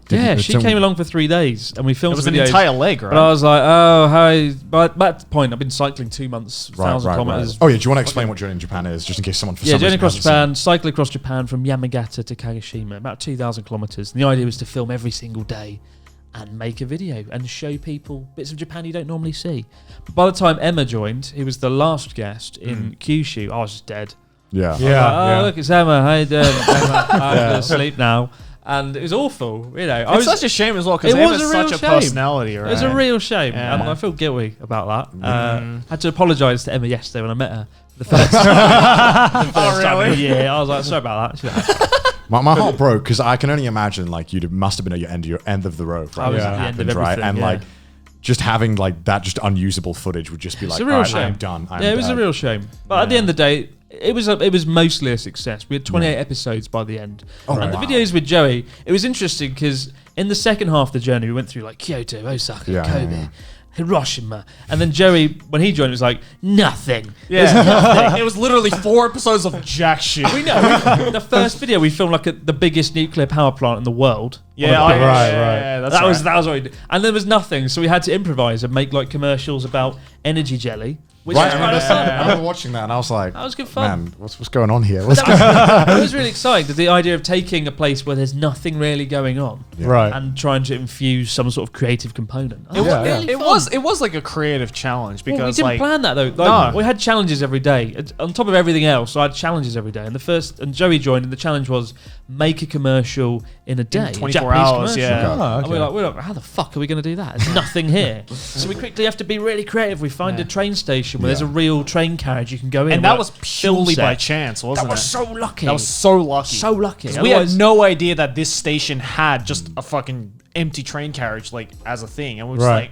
perfect. And then the challenge we had to be about energy jelly, right? So we already had that. That was the only thing we had to go on, and then we just somehow pulled it off in a day. So it was that came out really well. It was like my favorite video from the trip. Yeah. So how did the idea of the travel across Japan like come up? Damn it, I was going to ask the exact same question. I was like, me and Connor on the same wavelength. At what point was that like you like thought about it? At what point were you like, okay, I'm going to actually start pursuing setting this up? And then how did that all go about? I had been doing a documentary about my friend Natsuki, and that took like months to film and edit. And I was editing. Still my favorite video. And I was damn good video. Thanks. Editing for like 2 or 3 months in a room, just like, why am I doing this?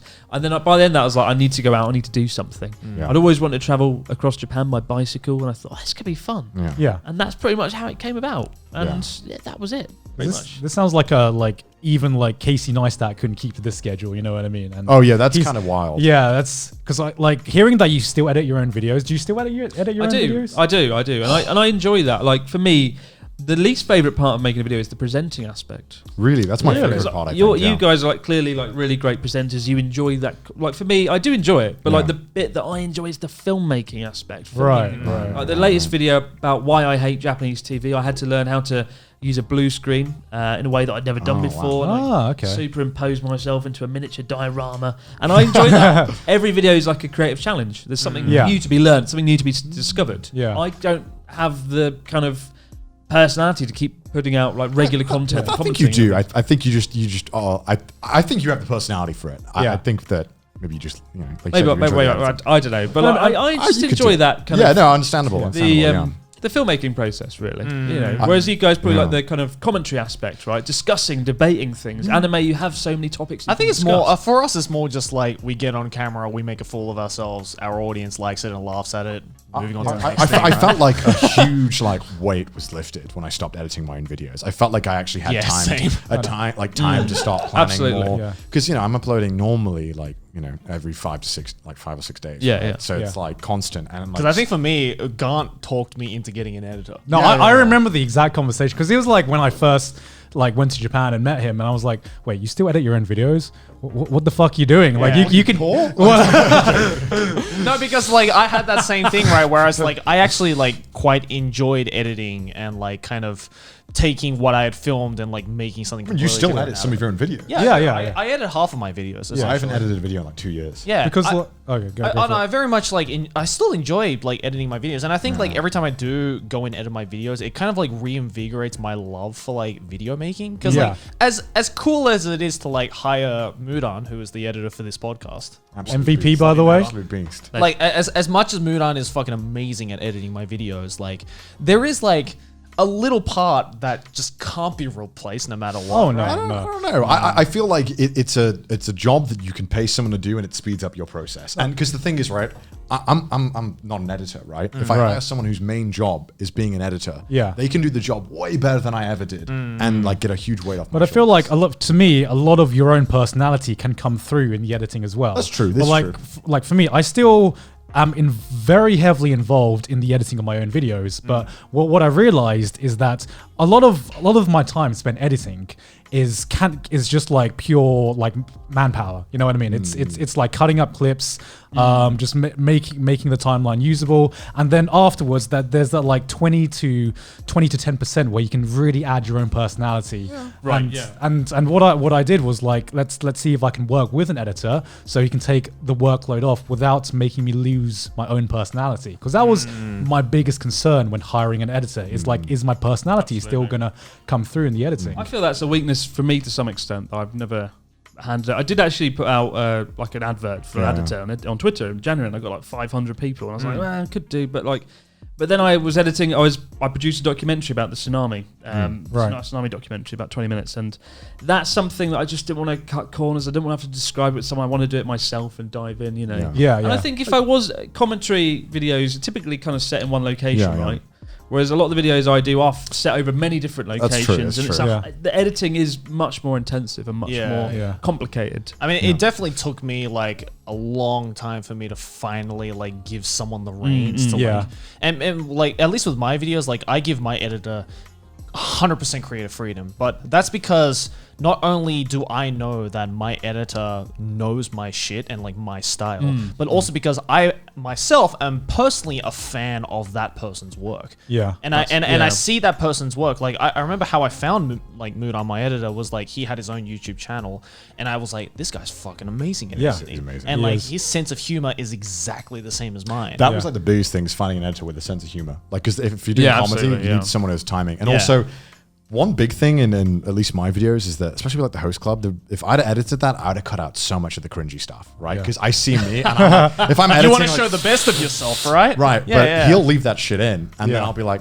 all right, I look Makes like an it idiot, work. but it's funny, right? Yeah. Like I look like a fool, but okay. You know, It's fine. nice to get like a second opinion Yeah, on yeah. that kind Yeah. of content, because it's like, oh, actually, now that you did leave it in, it is actually kind of funny, and like I would have otherwise cut it out myself, right? I mean, Chris, your videos tend to be really like well produced, as we've discussed. But I'm wondering, like, do you ever like scrap any videos that you've like filmed out like in areas? I'm really interested because I feel like you're a perfectionist almost, dare I Yeah. say, you know. I've filmed entire videos, then be like, nope, and deleted it. Really? Got rid of it. Really? I had a video, Yeah. and I've had videos I've made and gone, it just doesn't do well, and unlisted it. Like I did a video on Really? Japanese mascots, wacky mascot characters. I remember Wait, so you that video. wait, so you uploaded it and I then took uploaded it down? It got 200,000 views, which is that like video. it's a lot of views, but it's, Right, by the yeah. size of the channel, it was like half, and I felt like something was wrong or people didn't watch it. I don't know. And I was like, that's not good Really? enough. So you I just took listed it down? Yeah, I listed it. Oh my god, I could never do that. I Oh my- specifically remember that video, and I'm like, oh, this is a little different from Oh, wait, I think I remember this. I think you were saying on Twitter, right? This was like not too long ago, like a year. I think you could just see the desperation in my eyes. And I filmed that at a very bad time, like the Fukushima Right, documentary right. that Right. I put a month into had bombed.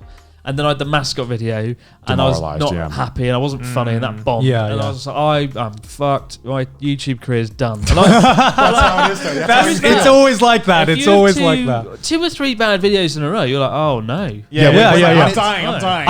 I've had this conversation with Connor where you know the tool where they show you when you show you upload that a video and it shows you the ranking based on the last 10 uploads See, that you've done. you guys watch this won't know, but YouTube Yeah. makes you feel like shit if your video does bad. The analytics are like your video's rubbish, and like it goes all color red, and it's like lots of arrows pointing down. No, it's not even red. It's grey. You know what I mean? But no, and it's you feel great if dead it's inside. mediocre. It's red if it's bad. oh, okay. and you feel dead inside. Yeah. That just goes to show I'm you've done. never had like an Yeah, yeah. No, because bad video. I just stopped checking it. Like I because I realize there is basically no winning when it comes to checking this tool, right? Because the only time you feel good if it's like number 1 or 2 or But I don't 3. feel good. I just feel content. No, yeah. You feel like, and if it's average, you feel like, oh, Nice. Okay, It's gotten to the that's point now good. with me where it's like my last video as of the Yeah. recording of this video is like number 4. Yeah. And usually it's like, oh cool, it's in the top half, right? Yeah, But yeah. when I saw number 4, I was like, oh, fuck Really? it could have Yeah. done better.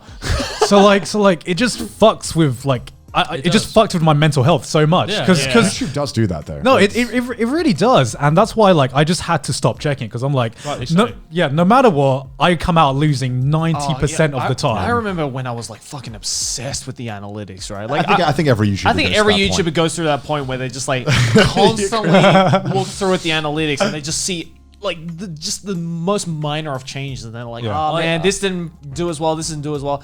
And then the moment where I'm just like, you know what? Fuck it. I'm just gonna upload a video.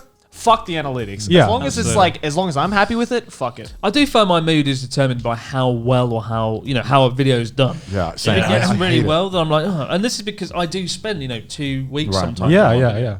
I guess the So stakes are higher with you. The stakes right? are higher because I Yeah. make less videos. It has Yeah. to perform well. It has to be good. And so if it does well, I'm like, yes, I'm in a good mood until the next video. In that rolls sense, around. I feel that like you and Gant are probably Yeah. a lot more similar. Right. Because like my upload schedule is like one every 2 weeks, if that sometimes, like Yeah. I just went with a month of not uploading, and that like killed me. I'm in that position right now. As of filming, I haven't released a video in about 1 month. Yeah. I've been working on it for 2 weeks on and off, trying to Yeah. make it perfect. And And you're like, if this video is not a banger, if it doesn't hit, then I've just taken a month off, and I've got Absolutely. nothing to show for it. absolutely, and I feel that way. So it has to perform well. So if you're watching this, please go and watch my video. Hit the like button. We'll link to it. We'll have it in the cards. Links in the description. Links in the description. Do something nice. Like, yeah, no, I feel that pressure though. By Yeah. doing, that sort of approach. You have to make sure every video delivers. Yeah. Otherwise you feel That's like why I'm crap. so scared to like go to like an upload schedule of like you guys or like, you know, like if with, you know, JonTron or something like that, where it's like once a month or like once every couple of months, because I'm just so afraid of like the situation of like, oh, what if I upload a video a month in between and it just fucking bombs. I mean, I feel like when I moved to Japan, that's what I'm trying to like get towards, like trying to get towards those big videos at the host club. Right. Yeah. But those videos take so long. Right. Yeah. So, Yeah, they do. But it was like it was a scary transition for me because I've used to upload daily. Right. I don't know how anyone uploads daily. Honestly, I think you have to be a psychopath. Yeah. my first 3 years, I uploaded daily. I can see how you could kind of do that when you're like back in university or something. You know what I mean? You Gaming as well. I did gaming in between, so that was fucking easy, right? But like, Just play a game, 7 parts, done for the week. yeah, like it got to the point where I realized I was doing more gaming videos than actual anime content. I'm like, okay, that needs to change, and so I just scrapped all gaming content, and then I went from like a video daily to like once every 2 days, once every 3 days. Now I'm like once every week, essentially, once every 6 days or so, and I feel okay now because I've like gradually put myself in that state. But I guarantee that if I went from this current schedule of like once a week to like once a month, I'd be shitting myself. Absolutely.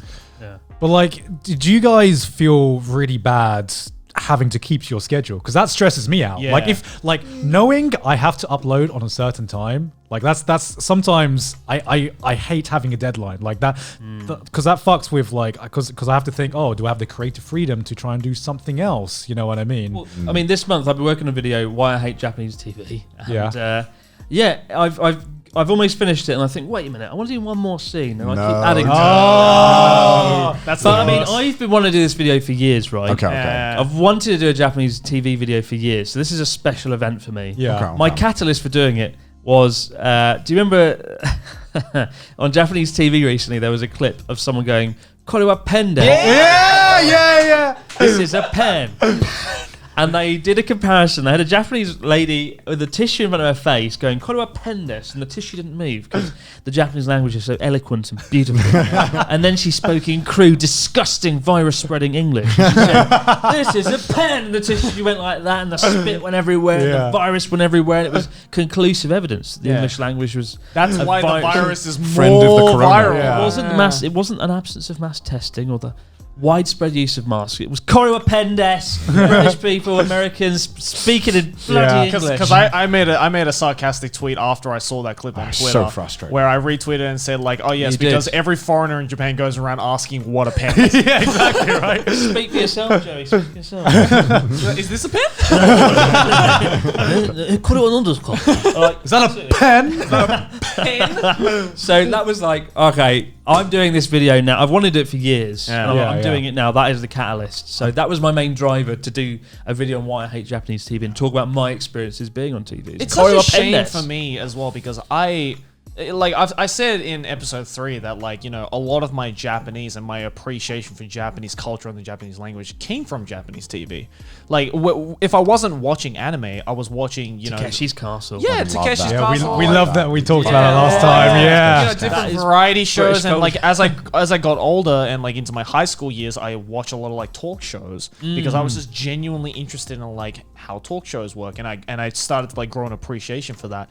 But then that entire illusion just got completely shattered the moment I went onto one of those shows, and I realized just how fucking fake that shit is. I feel like in general they're pretty very open about just like kind of like softly anti-foreign, like not saying bad things about foreigners, but just like, you know, just like Yeah, no, you're right. they like to like just say it. They do say pen rather loudly. I don't want to. I'm not hard. Yeah, it's like we're not, that's how it is, right? It's never direct. It's just like we're not saying there's any difference, but they just happen to say the P sound. Did you just say Really the P loud. word? There's undertones. Yeah, of yeah. nationalist exceptionalism on Right, Japanese yeah, TV. yeah. I actually did script a segment on that, and I was like, I don't want to open up Pandora's box. Oh, Sorry. that's like Nationalist exceptionalism. I know what you mean. You don't want to get into that. 'cause you don't want the I comments to scripted be that and I talked about it. I was Yeah. like, I want to keep it funny and on point, and that is a dark turn.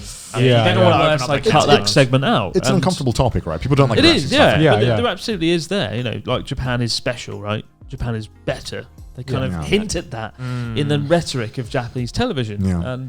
But it was like, no, I don't want to open this box of shit. Yeah, it's not worth it. You know, And I you get don't those want to things go down that path. so you hate Japan, you know? So, yeah, exactly. And I'm a bit scared of this video because I think this is the first time I've been critical to some extent about Japanese culture, and that's something you just don't do. Because why are you here?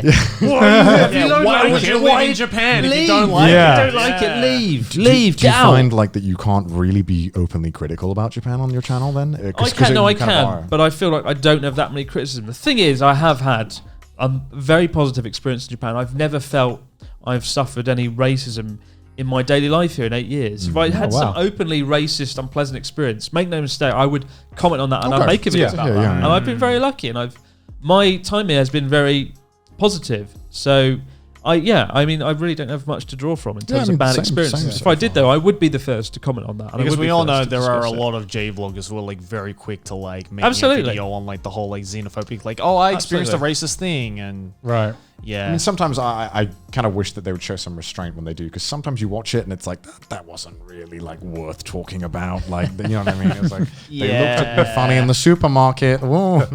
Well, I mean, on the train here, it was like the busiest train ever, but the seat next to me was empty. That's how it is, right? Is that racism? Yeah. Debate. I've noticed that. Just start coughing if you want to see it real fast. It's rush hour. I'm sorry. I can't take any chances. There's things like that. But like, I've never felt like uncomfortable to some extent. Same. You know, so I feel which like is rare, right? Because you don't live in Tokyo. I don't live in Tokyo. I live in North Japan, and I've travelled Japan extensively, so much. And I honestly can't think of an experience where someone has been openly racist towards me or done something that's made me feel uncomfortable. But I've kept an eye out for it, make no mistake. People always go, I want that content. But people message me going, is Japan racist? You know, what am I going to expect? And those bars where foreigners aren't welcome, they're few and far between, and they're often in tourist areas where there's a bar that has regular customers, and they probably just don't want foreign customers coming in because they can't communicate in They don't have that respect. Hitting on that point, I watched a video of yours again last night. Again, I did a deep dive in your channel. I wanted to be prepared for this. You are so good at that. You went really deep in your research. I did. In 2018 of October, you uploaded the video where you were like, how long will I live in Japan for? And in that video, you were like, maybe like another 3 years. Right. We're getting close to that point, Chris. And I was wondering, like, what are your thoughts about that now?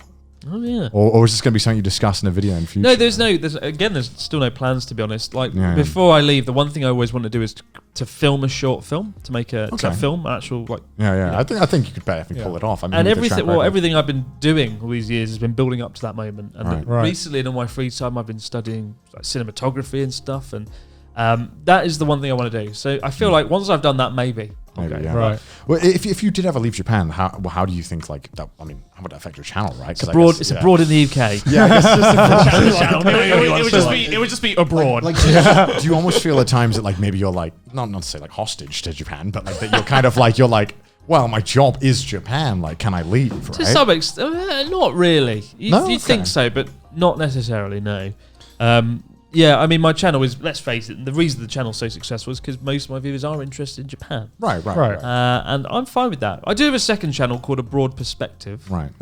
Clever. Maybe you but I mean, you upload a lot of videos where you just chat shit to the comments that you get, right? And it's fantastic, right? And you clearly have the charisma for they're replying to hate comments video? You have a lot of comments a lot of videos where you just, reply to comments, and those get just as many views sometimes as your maybe. They do. So I feel like, even if you did leave, you could easily transition to something else. I mean, I do think if I had to leave Japan, God forbid, there would be a future. I would be able to do something. That's good. And I would be able to pivot and create a channel that's focused on comedy or commentating or something. But really, I've always seen my YouTube channel as a YouTube channel and also a stepping stone to getting into the film industry and doing something in the world of film. So is that like your ultimate goal after YouTube? That is my ultimate goal, and 2020 was supposed to be the year that I did that. Oh, okay. So is that why in that video you it's kind of been a bit delayed, given what's going on. These things move slowly, right? So you have like no interest in like staying for the foreseeable future, like. I think I'll be here at least another 3 years. Yeah, Make no okay. mistake. Yeah. I don't have a like. It's time to go now. End goal. Like I have to leave Japan. Like I there's did no say plan. 3 years. Yeah, more realistically, I'll probably be here permanently another few years, and then maybe I'll transition to the UK and I'll come back to Japan. But could you see yourself like if you did stay in Japan, like eventually, like you've done so much content in and around Japan.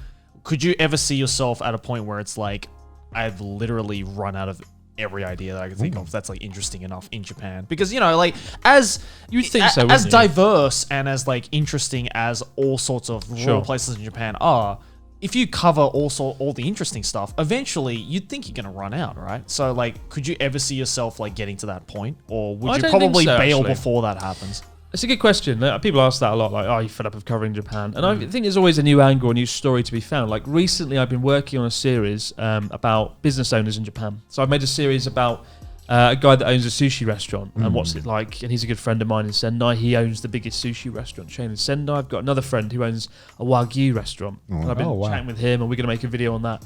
So focusing on people is another option, right? I've never really done that, and it's something I've always wanted to do. So focusing on different people. So I always think there's another angle, there's another story to be told. I don't think, I've got 20, 30, 40 ideas at the back of my mind or written down a document that I can go with. Yeah, so there's no absence of content. Yeah, because I feel like as a YouTuber, especially if you're on the platform for like a very long time, you eventually have to think about evolving your content, right? Right. Because like anyone, like if you pay attention to the world of YouTube, anyone who's successful in here or has been for a very long time, their content has to like slowly change over time, or you have to try to explore new things. And I feel like one of the biggest challenges is trying to figure out what you can kind of get away with, right? Because what I fear most is getting pigeonholed into like one type of content. Right? Yeah, I mean, that's a like lot of I love YouTubers. anime, right? But like, have you ever felt like you wanted to make content outside of anime, or like something that's not about Japan itself? I mean, that's like what this podcast is for, right? I can finally talk about shit that's not like specifically about an anime or whatever, right? Because I do have so many other like interesting things that I do want to talk about. I love anime, don't get me wrong, but like I also like a lot of other things, and unfortunately I can't really talk about that kind of stuff without it being very unnatural. Well, so you love. I mean, I like. What do you love? The meaning of life. Put you on the spot now, Jerry. I mean, I'm like before anime, like I was in like 4 different bands. Yeah, you make a lot of music. I make a lot of music on the sideline. So like I've always been very passionate about music. I've always wanted to like talk about music, and I did that a little bit on my second channel, but obviously didn't really pop off all that much, right? It's time to make a new channel, Joey's song.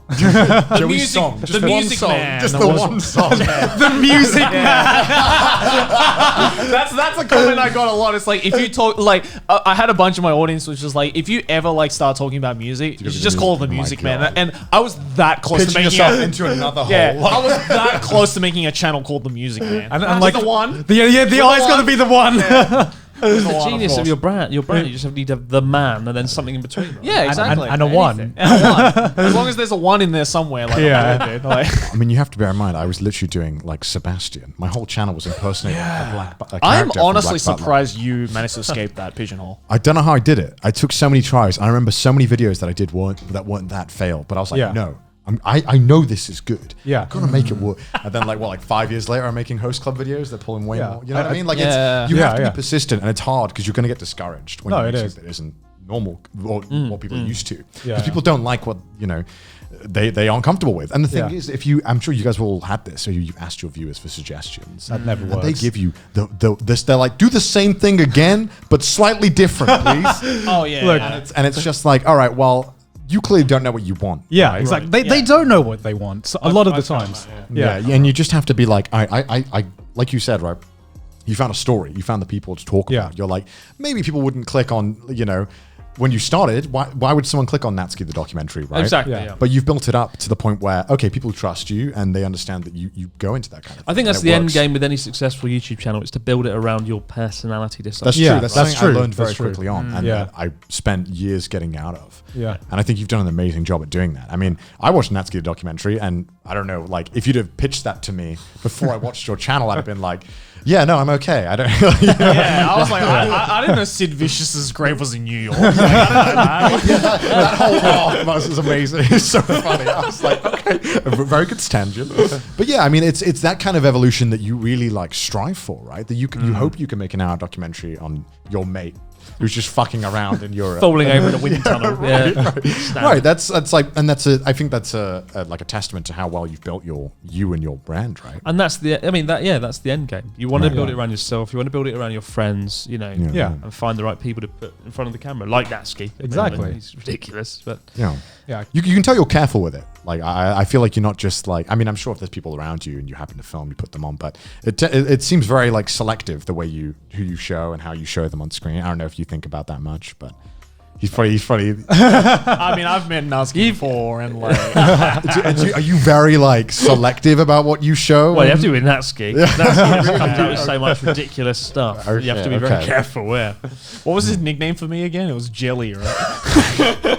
We did an event last year after Journey Across Japan, after the cycle, where all the guests came to one room in Shibuya. Right. And Joey was like, oh, it's Jelly. And he thought Joey's name was genuinely Jelly. Yeah. Because he'd seen Dr. Jelly and just thought, maybe because his name's Jelly. And he didn't understand it was a pun because of the jelly and everything. He just thought, it's Jelly. It's Jelly, isn't it? So, and that should be your new name. Jelly. Jelly, yeah. I mean, it is on your channel. Jelly the Anime Man. That's the new podcast nickname for Joe. Jelly. Is Natsuki genuine like a really good mate in real life? You guys hold him out? He's like one of my best friends. Okay, yeah. I mean, that comes off that way, definitely. Yeah, that's what I thought. I was like, I've been shocked if you were like, no, we just fucking film it. Yeah, fuck off. I hire him. He's a good lad, yeah. Those genuine relationships are really important. And that's the best bit, It's been really fun as well, taking Natsuki along for the ride as a guy that lives randomly in this kind of backwater of Japan that no one knows about, and then he's been thrust into the world of the internet with millions of views. It's kind of been quite interesting living vicariously through his experience. Right. But I feel like we've all done a pretty good job in like building our own personal brands. I mean, I'm sure if we look at our content like 5 years ago, it's completely different to what we're doing now. I mean, the fact that we can make a podcast like this and people are happy to tune in when it's completely different to our normal stuff says a lot, right? I mean, I remember when I stopped having to do like anime reviews, and it was like a conscious choice. There was a point when I kind of realized that anime reviews just didn't really have a future on YouTube. Like, remember back in the day where like anime content was just reviewing anime shows, and you needed to give it a score, everything like that. Yeah, Chris, you remember, right? You remember. Right? You remember. Back in the good old days, I loved it. Satoshi Kon, 1 out of 10. Yeah. But like, it was really scary just to like have to like stop doing that, because when you do new content and all your audience is like, why aren't you doing this kind of old content anymore? You kind of just have to trust yourself that you know the best direction for your channel, even if a lot of your audience is like, I miss you for that old stuff. I think I kind of got blessed in that aspect because I came into the YouTube world when the reviewing scene was slowly dying. Because like when you were around back in like before 2010, that was anime content. Like all of anime content was like, if you're not making a review on a certain show, it's not anime content. Again, this is what I said earlier, right? It's like people just don't think outside the box. Right. They think what's in there, and they think that's what I can do. Because like I would watch those like kinds of reviews and I'm like, I could very much do that, but I knew that like I wasn't going to be as good as like Giga or like some other like OGs in the community. So I'm like, okay, I've got to come in with like a different twist. Yeah. And I think in terms of like my inspirations for like my early content, I definitely took inspiration from like just general vloggers like Ryan Higa or like, Smosh back in the day where they would just like fucking turn on the camera and they would just talk about whatever the fuck was on their mind. Yeah. And like, I don't know, like, because like my first video wasn't even an anime review, weirdly enough. It was just like, I was fucking complaining about the dub of Samurai Champloo. That was my first review. It was like sub versus dub, which is better. So I really came out the gate with like the most controversial shit. It's a good dub. What do you mean? Shut the fuck up. We're not getting into that. But in that video, I trashed it. Because I was like, I didn't like dub whatsoever. But like, I think like Chris knows. Chris knows. Right. Samurai Champloo. But like, bottom line is like, I would look at these anime reviews and I really enjoyed them because I was like, I would genuinely get like good recommendations. Did you guys watch each other back then? Because you'd have been going back at the same time. Yes and no. Yes and no. So they were like, no, I don't watch. Yeah, so okay, but this actually transitions nicely to the next question then. Next topic I think we can talk about, which is, so I took 2 years off YouTube, right? BBC, right? Yeah, I worked at the BBC. Oh, shit. Wow, did his You research. know your gig YouTube war. I read the Wikia page. Oh, damn. But you told me about Gant. We talked about Gant like years ago. What did I say? This fucking cunt. But no, like, yeah, because I had the point when I needed to make the decision. Okay, because I did YouTube when I was 17, and then I did it throughout uni, basically. I graduated, and I was like, okay, do I pursue this as a job, or do I do a normal job and do a 9-to-5 job? And I remember when I finished uni, like, it was unheard of to basically make money off anime content. You know what I mean? Anime was like, I was at the top of basically like the AniTube sphere at that point, and I had like barely 100,000 subscribers. Yeah. And like I wasn't monetized. Really? Yeah. Wow. What year was this? 2007? This was like 2011. 2011. Yeah, Oh, 2011 they time. weren't monetized. No, because monetization back then was like a MCN really only, right? Yeah, it was MCN only. It was like a really new thing. And me being an AniTuber, like, who the fuck gets monetized on YouTube for anime, right? So it was like I had basically no revenue streams that I could basically point to, because I saw, you know, vloggers and other people making money, but I was like, I am nowhere near the numbers that are capable of generating income. So I made the conscious decision to like just quit YouTube and do a full-time job. And in that time, Joey rose up so quickly, Bastard. so quickly, This man. and I'm like, holy, what the fuck? He's getting over like 500k viewers. What the subscribers? What is this? Yeah. What is this world? It's his swanky hair. It's my bird nest of a hair. Yeah. That's what it is. Yeah. I know he's new. He'd promote protein shakes. He was made for it. He's got a face for protein jelly. And I'm kidding. I think he's old jelly. clocked on. Yeah. You know, jelly. And basically, it was in that 2 years, or like 2.5 years that I was gone, that I really saw an audience in the anime sphere that I never had seen before. And I was like, holy shit, maybe I could make something out of this. And I remember it was Sydney that actually convinced me to be like, go on, just shut up. You've been talking about this for too fucking long. Quit your job and just do YouTube, okay? And I was like, fine, I'll give it a go. But You went from a good job at the BBC to doing anime. That's quite a big leap, right? Yeah. Most people aren't in that position where they've got a good job and then they move to anime. I mean, did you enjoy your job at the BBC? no, I was going to quit either way. So the reasoning was I was like looking for a new job anyway. So I was like, this is the perfect chance to do something risky with my life.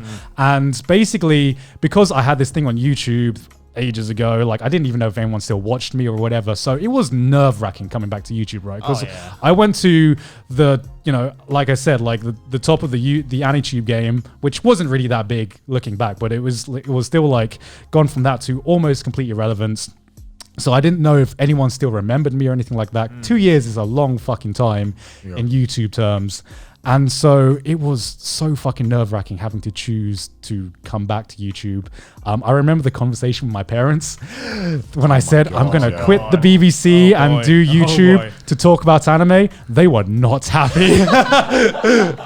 They were not happy at all. They tried everything to convince me to like, okay, you want to quit the BBC? That's fine. We understand. Just find another job, please. That degree gone. You got to put it to good use. Come on. And basically, the only way I was able to convince them was I made the decision like half a year before. So I had saved up all this money. In that time, I'd done nothing, didn't really go out or do anything. I just put it all into my savings. I'm like, look, mum and dad, I've got all this money in my savings. Just let me do this for half a year.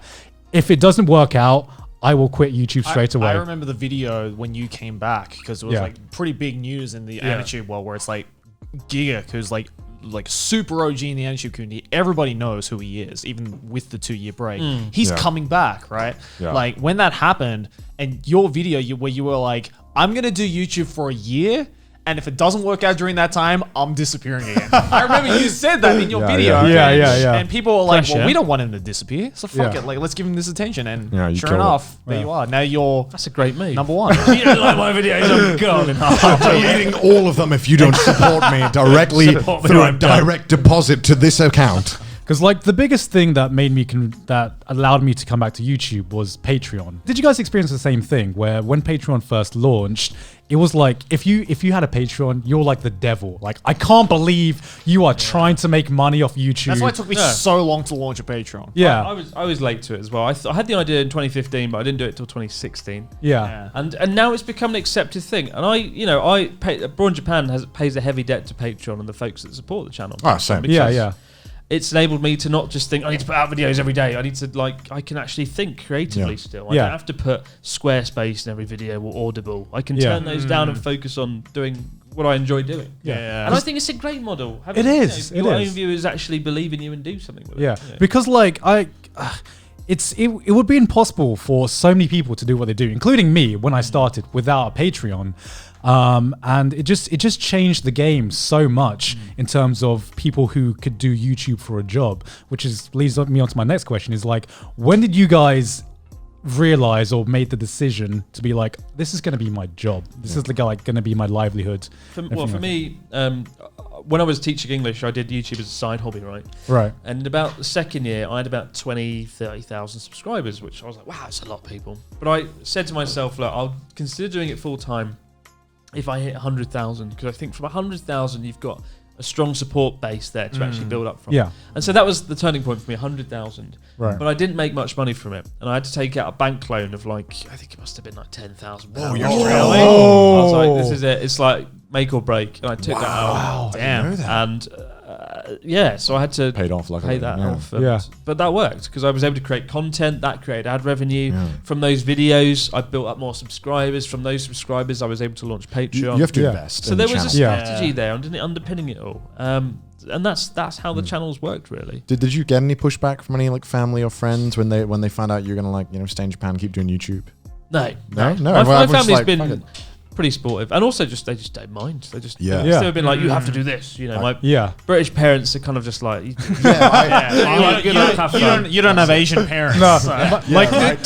telling to an Asian parent after after their son has just gone through 4 years of university to get a master's degree and then get a job at the BBC, that they're going to quit that to talk about anime titties. If you were my son, I would be angry. I'd be very angry. Like, I remember my dad just telling me, I can't believe you're just like wasting 4 years of my life. I can't believe you've done this. I was my third year of uni and I fucking hated it. And I was really like, I didn't enjoy uni either. And but it was because at that point I had really found like voiceover, and I'd found I was dabbling in YouTube, and I really felt like for first time in my life, I found something that I enjoyed doing, right? And I was terrified to tell my parents. I was like, oh my God, like, because I was going to do a master's in engineering. Yeah. But I was like, all right, I'll just do the bachelor's in my head and I'll get out. But I was terrified to tell my parents because, my brother, he absolutely killed it. He was the model son, right? When did engineering, did aeronautical engineering, went into an amazing job and is doing great, right? Perfect British son, right? Did the track. And I was like, I kind of want to just fuck around in London and make videos, like do some commercials and stuff. And to their support, they were like, okay, we'll see. I guess that's the pressure that comes with like not being the firstborn, right? I mean, true. I think my parents, they haven't said this, but they were like, if he fucks up, he'll deal with it, right? Like, we'll help him out, right? But if, we'll let him do it. We'll let him fuck around. He's 21, I think. I think my family didn't even believe I was moving to Japan. I was like, I'm going to go to Japan. Like, yeah, sure you are. And then like a week out, I was like, I'm off to Japan next week. Like, okay. Yeah. I was like literally at Heathrow Airport, like, I'm going to get the Virgin Atlantic flight now. They're like, yeah, sure you are. And I was like, I'm in Japan. They're like, oh yeah. And they just didn't believe I was happening. Because they were like, this is so weird. Why is he moving to Japan? Doesn't know anyone. What do they say? What do your parents say about that? They're just like, oh, all right. Well, good luck with that. Wait, so how old were you when you moved to Japan? I was 22. Ah, okay. It's just after university. You're same age as me then. Same age, yeah. And they were just like, oh, nice. Keep going. Have a good one, son. Have a nice I'll be flight. at the pub when you're back. What about you, Joey? Because you were doing YouTube videos throughout university as well, weren't you? I mean, I started in my first year of uni, and then thank God in my third year of uni, I went from like 50K to like $500,000. Oh, so you can easily like Yeah. that was like fuck you money to like So yeah. basically, My God, that must have been the best uni experience I could ever think I remember of. getting like 400 pounds of ad rev, and I was like, yeah, guys, I'm gonna buy this round. that's like 12 instant ramen. It was like because it's like £1 shots, right? You're like 5 shots, boys. I got this. I got this. Everyone was like, really? Because in uni, it's like 30 quid for a night. I was like, yeah, that's pricey, isn't it? Like, It's like my loan's not going to pay for this. Where the fuck are you getting your money from? I mean, at least for me, like it wasn't so much like the aspect of like, oh, do you have enough money? Where it's more like, because I have family here and I've spent like literally half my life here. My parents knew just from how much I loved and respected Japanese culture and the language that I was going to move here eventually. And I was like, if YouTube never like went off for me, I was gonna move here and do some kind of fucking IT job here, right? Yeah. Because I even like I even interned at an IT job here when I had like 30,000 subs or something. Yeah. So like, and during that intern as well, every day I would like just be like, oh, do you want to go out for a drink, intern? And I'm like, no, thanks. I got to record a YouTube video. And I would do that. Like, I would go back to my cousin's place. I was staying at my cousin's place at the time, and I would fucking come back and fucking record a YouTube video. Yeah. Because I knew that, like, if I kept going with this shit, it was eventually going to lead somewhere. Sure. Yeah. And thank God it did. So by the time I graduated uni, my parents knew. Like, it wasn't a secret to my parents that I was doing YouTube. And they were like, silently following me on my whole YouTube thing. So they saw like how much I blew up in my last year of uni. Where when I said to them, hey, I'm thinking to move to Japan to be a YouTuber, my parents are just like, yeah, I mean, it seems like you're making enough money. Fucking go for it. And like, I made a promise to my mom. She's like, because typical Asian parent, she's like, okay, I see you're being super successful and you're probably making more money than most uni graduates right now. I'll make you a deal. If you're able to continue this by the time you're 24 years old, then I'll let you do it for the foreseeable future. But if not, you do it. Let's drag you home. Like, but if not, you have to go and get a real job at the age of 24. And intense. I'm almost 26 now, still doing it, baby. Because the biggest thing I had to like explain to my parents, or the biggest thing my parents were worried about was like the concept of being a YouTuber as a career, right? As opposed to be like, okay, you're making money, you can keep doing it. But like when I quit my job, I was like, how old was I? Fuck, I was like 25-ish, 20. I can't remember exactly when I came back. I'm sure someone in the YouTube comments will know. But it was like, I was in like my mid-20s, and like the concept of quitting my career job to do a YouTube thing, even if I was making money, was just so alien. And even to me, like I didn't even know if YouTube could be a career that I could do for years down the line. Right. Like, has that been ever like a worry for you guys? Like how long you can basically do this for? I've always thought to myself, because it's really hard with YouTube, right? Because as of right now, there is no previous example of someone being able to do this for like 50 years. Right. It's not like every other entertainment industry, like the movie industry or the music industry, where there are examples of people who have been able to do it their entire career from like their 20s to their 70s. Yeah. Because YouTube is like, what, not even 15 years old at this point. We don't know if it's going to be the next TV or if it's just a fad. Yeah. Right?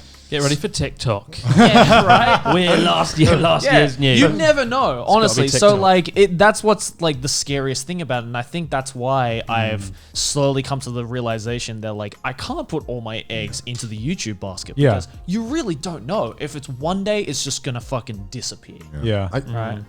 Do you have a plan or anything? If YouTube fell through, do you have like a backup of what you I mean, I guess for you it'd be the film industry, right? Right. I mean, sure. That'll teach English again. Yeah. Back to teaching Japanese students how to pronounce the word salmon. Salmon, children. Salmon. Repeat after me. Salmon. Yeah. How to say pen without pronouncing the P. This is a pen. It's a pen. No. Teaching a high school achiever. That's my backup plan. No, my backup plan. It's just like I haven't thought about it. I believe that it'll be all right. Yeah. I think YouTube will be okay. YouTube, we've talked about the turmoil of YouTube, how dodgy it is, but at the end of the day, YouTube is fairly stable and it is fairly okay. Yeah. It's more sustainable than I think YouTubers like to make out. It is.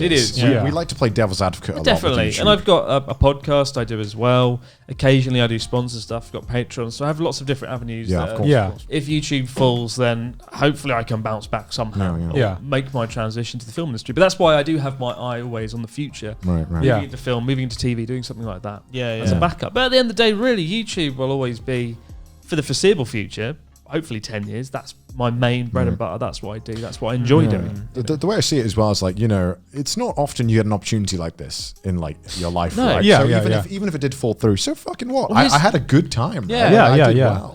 Even if you were like a millionaire, if you were Right. worth $500 million, Connor, you'd probably still do what you do now. Yeah, You still yeah, enjoy yeah, it, yeah. right? It's what I love to do. You right? don't do it for the money. You do it No, because yeah. you actually enjoy commentating, you enjoy the Yeah, yeah, creativity, of course. you enjoy the fun. And I'm Yeah. sure that's the Yeah. same to you guys, right? Yeah. Yeah, You- I love the creative aspect for it. Like I went through Absolutely. 4 years of engineering to realize I same. don't want to do engineering. You know what I mean? I feel like that's engineering in a nutshell. I did engineering as well. You do 3 years of engineering to realize, I don't think I like engineering. Like I do. I remember I remember this. I was in my dissertation, my final dissertation, and I did some electrical engineering for it. And I was like, I think I like electrical engineering more than what I've been doing. And I was like, fuck. It was like kind of like, shit, I've been doing mechanical for 3 years. Did you have a diploma or Did I have a diploma? or diploma or Diploma. diploma or like a bachelor or something like? Special boy studies. No, I did business and English linguistics. And you Oh, did a right, bachelor's okay. for that. Yes. Oh, wow, Did okay, bachelor's 3 years. Yeah. And then straight to Japan And after then that. straight to Damn, Japan. okay, yeah. But I feel like that is a litmus test, right? If you had like $1 billion, right? Yeah. You'd Right. still probably want to do what you do now, right? Oh, You yeah, still want to probably live in definitely. Japan, experience the country, No, yeah, and yeah, also yeah. make videos and entertain people, and that Yeah, is yeah. the main thing, right? Yeah. That's the main test. If you enjoy it or not. I've always wanted to, and I think the other boys can attest to this, but like I've always wanted to ask you, and I'm pretty sure I've asked God. you personally Where's this about how you got to do your TED Oh, talk. dude. I completely forgot about that. Because I fucking love TED Talk as a meme. Yeah. It's like, welcome to my TED Talk, right? Like, I love that. So, we really wanted to know. We talked about this earlier. Yeah. We want to know how you got that, how that opportunity came up, and like just walk through the whole process. Yeah. I don't remember. Someone sent me an email. Don't going, remember. What do you Someone mean? sent me an email going, do you want to do a TED talk about being a YouTuber in North Japan and talking about what it's like? It was at doing Tohoku University, right? Yeah, it was Yeah. Tohoku Sendai University. Oh, something, damn. right? Tohoku Yeah. University, which is one of the top 3 universities in Japan at the Wow, moment, actually. okay. And they were like, do you want to do a TED talk on how YouTube can be used as a way of like encouraging people to come to Tohoku? And I was like, yeah, all right. But I'm quite nervous at public speaking because Oh, no, it's yeah. quite scary. Going Yeah. from you doing this, where it's 3-4 drunkards in a room, just chatting in front of a Canon EOS R camera, to standing in front of 2,000 people going, excellent, brilliant, wonderful. And just like talking, trying to be bold Yeah, and brilliant. It's a whole different ballgame. Inspiring. It Inspiring. absolutely is because like there's no feedback. You're just talking to a No. camera, you know what I I fucking mean? love making a fool of myself in front of people. I don't know why. Get yourself on TED. I think I'm too British, you Get know. yourself That's- doing a TED talk. Yeah, I want to do a TED I've Talk. like where I'm a fool. unironically said like I would love to do a TED talk. What about About like Dr. if- Jelly? No, dude, honestly, if someone was like, "Can you do a TED talk about why anime is awesome?" I'd be like, "Fuck yeah, I'll do a TED Exactly, talk." and it's got to be something you're passionate about. And they Yeah. asked me talking about how YouTube is a great tool for promoting North Japan. And I had lots to say Yeah. on the subject, given that I'd done it for 5 years of that. I mean, Yeah. I saw the video and you seemed like quite natural about Yeah, it. you but did. Yeah, like- yeah. You Right, I killed was the last fucking speaker of the day, and I was like, as I said, I'm nervous doing public speaking. it. Yeah, yeah. all day. Yeah. And this is the biggest speech I've ever done in front of a crowd. There was like Yeah, yeah, 2,000 people or something. And everyone's talking, and I'm the last one. I'm just sitting there like, just shaking. And then you go up, and you're like, I need to act cool. And I'm like, yes. And there's like a timer before you. Oh, like, is there it counts really? up to Oh. a fucking timer. Oh, Of God. like 15 minutes go, 14, No. 14:59, 14:58, 14:57. You're like, YouTube. YouTube's good, isn't it? But people love YouTube. And like, Was there a part of you where you're like, shit, I've timed this to 1 minute and I went 10 seconds over. Oh my God, I've got to speed the rest up. I remember watching loads. I remember I watched Ken Robinson, which is a really good TED talk. Yeah, yeah. Ken Yeah. Robinson, he talked about how schools kill creativity. It's one of the best speeches on Yeah, yeah. TED and one of the biggest, most viewed. It's a great speech. And I just thought, I'll just do that. So I watched like Ken Robinson's speech like 20 times. And I was like, I'll just walk like him across stage and I'll deliver lines like this in intonation. And I remember I comment like mimicking his intonation. I'm just doing like Ken Robinson, and it worked. Did I you- just good do video. that? Yeah. Just Did do you that. did you do like a lot of prep work? I scripted the speech, and then in my apartment the day before, I literally just did it 10 Really? times Just in a row. one- I was one- like, 10 Yeah. times go, and I just did it once, and I did it twice, so like a tally chart, and I was like, I've done it 5 times cross, Yeah. 6 times, and that's all there is to it. Yeah. And it wasn't too bad because obviously you can just wing it in English. Yeah. Right. I did a Japanese speech contest once, and in that I wanted to ask you. that was extremely difficult. Yeah. Because it was in Japanese, and you're not allowed to deviate from your own script because the judges had your the script in front of you. If you like go off on a tangent, they're like, God. nope, it's shit. You went off on a tangent. That sounds so. So you have to be like word Yeah. by word perfect. And so I done that, and that was obscenely complicated. What was the process of that? Like, how did you get that? Like, how did you get into that? And then I had to focus on like one paragraph a day over how a long 2 was week it? period. Like, how long it was was a the- 15-minute speech delivered entirely in Japanese. And I wrote it in English, we translated it and perfected it, and then I just broke it down to paragraphs. Right. I used a memorization technique to get through it. At that point, how good was your Japanese speaking? Oh, like good. Like, like conversational, less than conversational. I was conversational. Okay, I've been okay, learning okay. Japanese 2 years by that point. Okay. Yeah. And the year before, I'd done another speech contest, and I just forgot it. I got like Yeah, I remember watching this like video last two night. paragraphs in. I was just like, saw this there. I know. Oh fuck, I've forgotten it. And like, everyone was like, and I just bombed, so I had to read it off a sheet, and it was really awkward. I was like, I'm going to learn from that experience. Next year, I'm going to fuck this fucking speech contest. I'm going to do it, and it worked. You know, I went all out. But so doing that really prepared me for the TED Talk, and after that TED Talk, I was like, okay, I don't feel that nervous about public speaking anymore. Would you Now do another actually, TED Talk if you got the offer? sorry, Would you do another TED Talk? probably. I don't know what I talk about. About how awesome Japan is. Yeah. The value of strong zero. Why the West needs strong zero? Why the West needs strong zero as a beverage. No, because that sounds like my worst nightmare. I hate public speaking, and I've only gotten better about it because I've done panels and like it's like a fight or flight kind of situation, right? But you once you've done it a few times, you do learn to enjoy it. Yeah. I mean, we just dragged him out recently to do a video shooting in public, which he'd never done before. That was hell for me. It's not out yet. It's actually going to be out like into this weekend. Expose but- Well, it's out by the time of this recording. Basically, we went around Akihabara and buying as much stuff as we could for $500. Yeah. This is all the stuff. This is the challenge. And we had a bunch of challenges, and he'd never done any video or anything like that before, and it was really fun seeing him like suffer slightly. Did you get like spotted in public while you were filming? Yeah, I mean, we got permission to film where we did, but there were still like people there. But I think the biggest thing for me is that I'm just like my videos are scripted. They're like perfectly planned, perfectly like I know everything that's gonna. Yeah, same as me. Yeah. So like when you just stick a camera in front of me and just expect me to just talk, and like the podcast is different because I got you guys. It's like a conversation, right? It's But like conversation. I need that conversation. I need that bounce back because if it's just a camera and I kind of speak and I almost like instinctively wait for a response, and then I realize that no response is coming, so I start panicking. So I'm like, oh shit, did I make the point I wanted to make? And and it's like the first time I tried filming the intro for this video, I was just like panicking.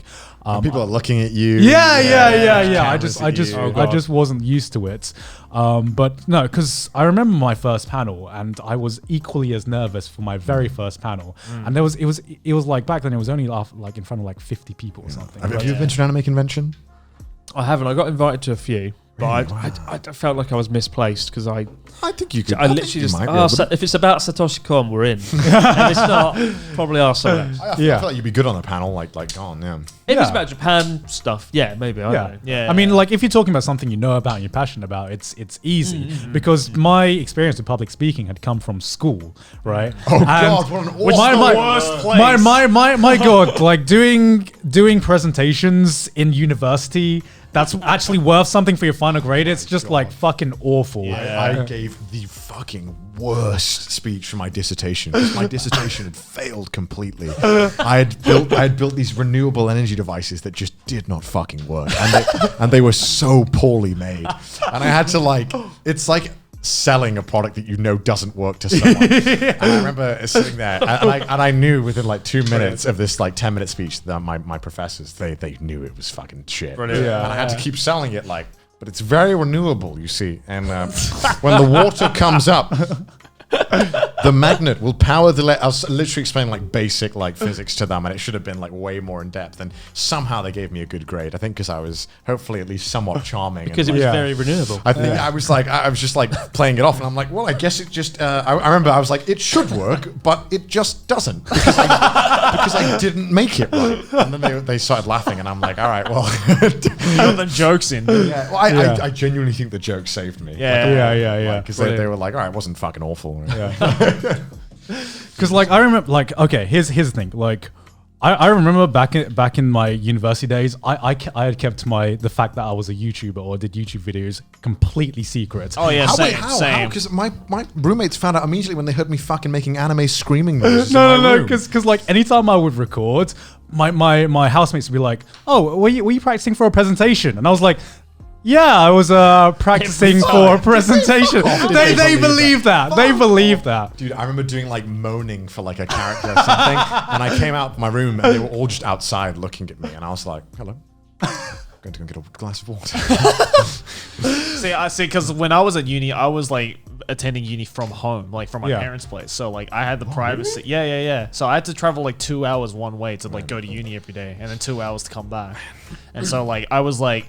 The only people who heard me was my sister and my parents, and I wasn't like doing weird like question. I mean, I wasn't doing like weird moaning shit, right? So I was like, that's all you, man. That's all you. I'm still stuck true to myself. Yeah, exactly. Yeah. I was unlucky because obviously I was a teacher, and in my second year, my channel really took off, and I don't know how my students found out about me, but they did.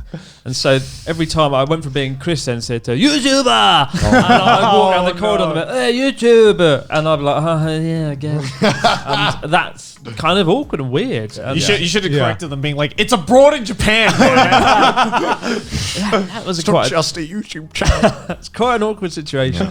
To have 1,200 students shout at you, being like, "Oh, But isn't it so strange now how we've gone from that to like, at least in Japan, all these young kids wanting to become YouTubers? I mean, it's like the West is, right? Like if you ask kids nowadays, they tend to say they want to be YouTubers. It used to be rock stars, right? Rock stars or like sports stars or like something like that. Now I'm like, why? Now it's a YouTube. Why? No, I mean, I get it, but at the same time, it's like it's very stressful at times. I feel like if you're not like mentally like strong enough, it can really break you. No, but for me, like compared to getting 100K, getting 1 million just for some reason didn't feel as good. Yeah, you know what I mean? No, definitely not. It just felt like it ticked over, you know? Yeah. It's like when like your car hit like 100,000 miles, like and it's just like I feel like mental health and just taking care of your mental health is like such an important thing to think about when you're becoming a YouTuber. And nobody really thinks about that when they say, "Oh yeah, I want to be a YouTuber." Like you've certainly got to grow a thick skin. I mean, I do read most of my comments on my videos. I feel like when I make a video, it's like hosting a party, and you want to be there for the party. You don't want to just make a video and then fuck off. You want to actually be there for the house party, mingle with the guests, and then go to sleep at 4 a.m. And I love that. But if you do read the comments, there'll always be the ones that are like, "Oh, you're fat now."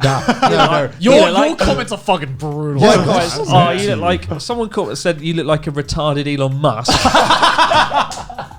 God. Okay, those are funny though. I think it's the ones where they do like just the littlest jab that really gets you. Where they might have said something about that one thing in the video you were insecure about, and it just ruins you. You're like, fuck, my whole day is ruined because of that one comment who just hit the right thing and didn't want them to I got my mention. fair share of that when I was on your journey across Japan videos. Well, I think you always get it when, as a new person on the channel, like a few guests got that. It wasn't just you on Journey Across Japan, Joey. Like my good friend Pete, who I do the podcast with, he got that as well because he was a new guest and he was very different. And you're always going to get that, I think. I mean, how do you guys deal with hate comments or like? I don't. I feel like as a YouTuber, what a normal person would consider hate and what a YouTuber would consider, you have to really push that goal to like further. Because if you consider even the slightest thing hate, you're gonna That's the thing, right? It depends. Like it depends on what they say, right? If it's something like very like opinionated, like I just don't like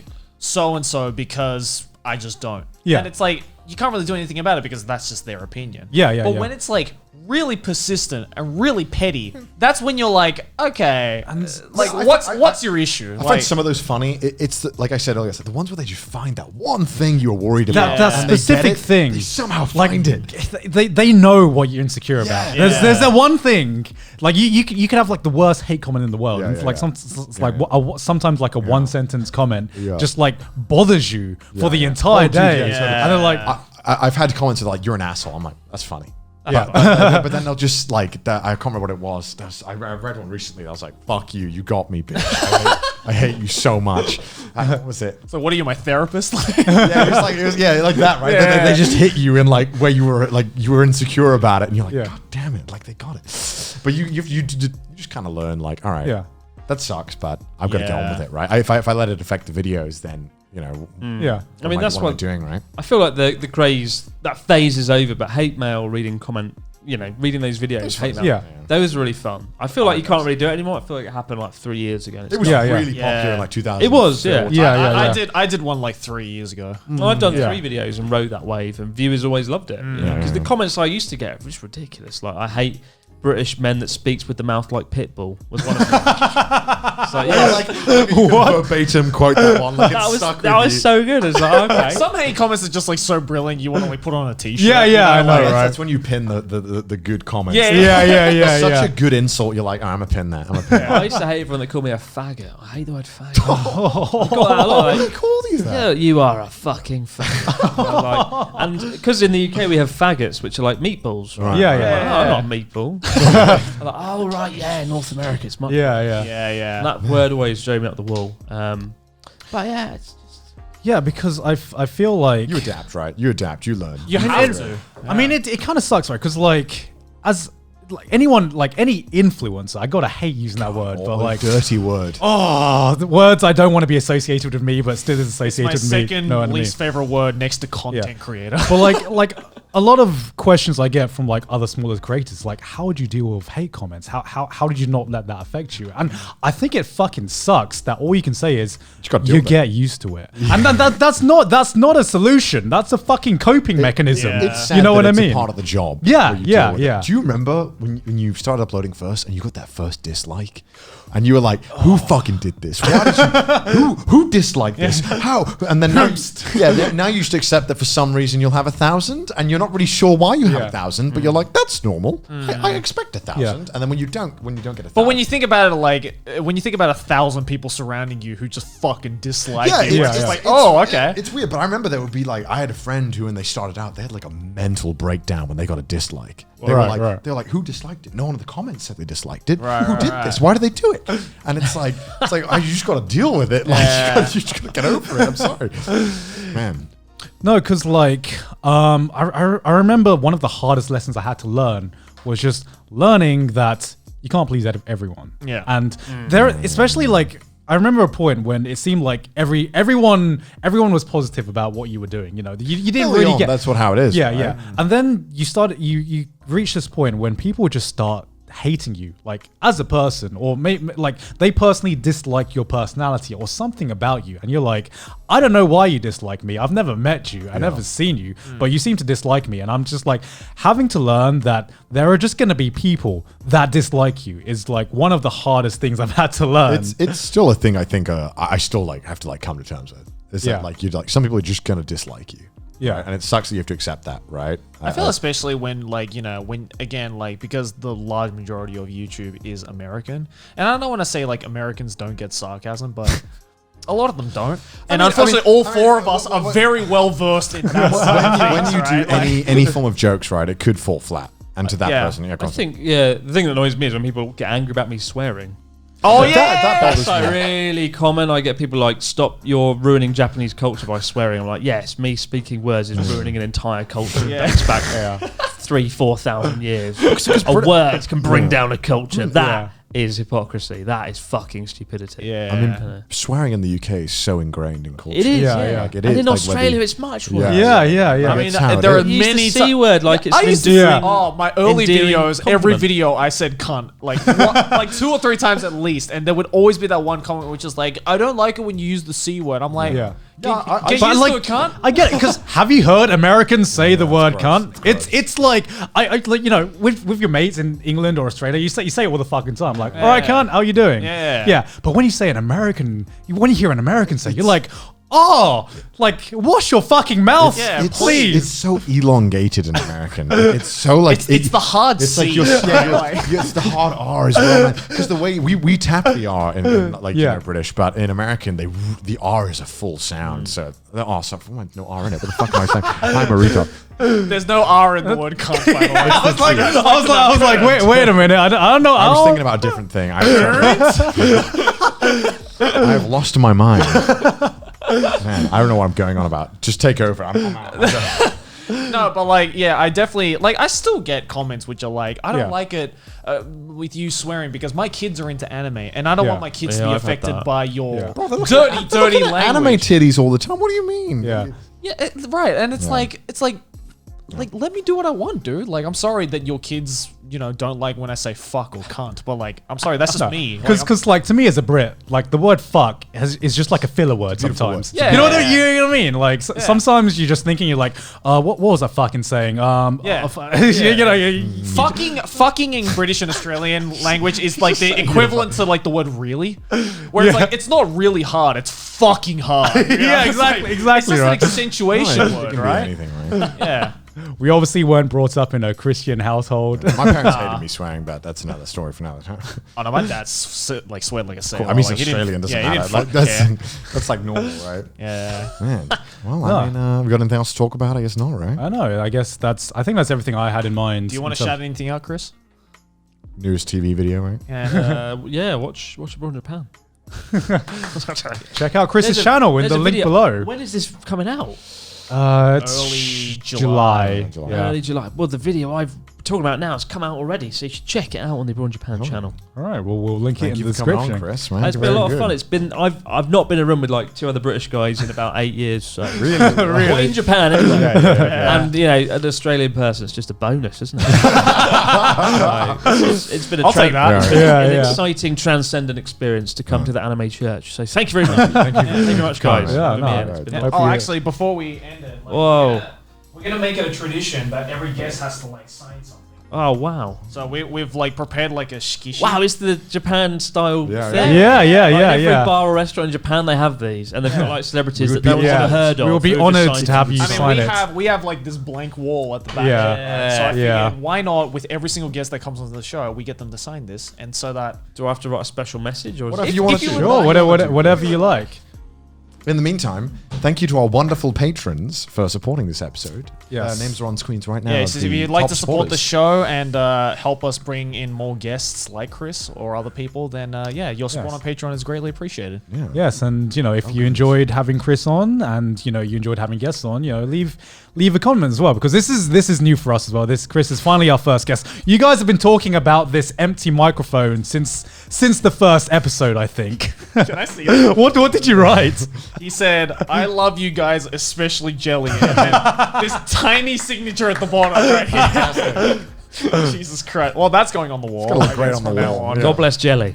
God bless Jelly. God bless Jelly. God bless. And here he is. It's gone.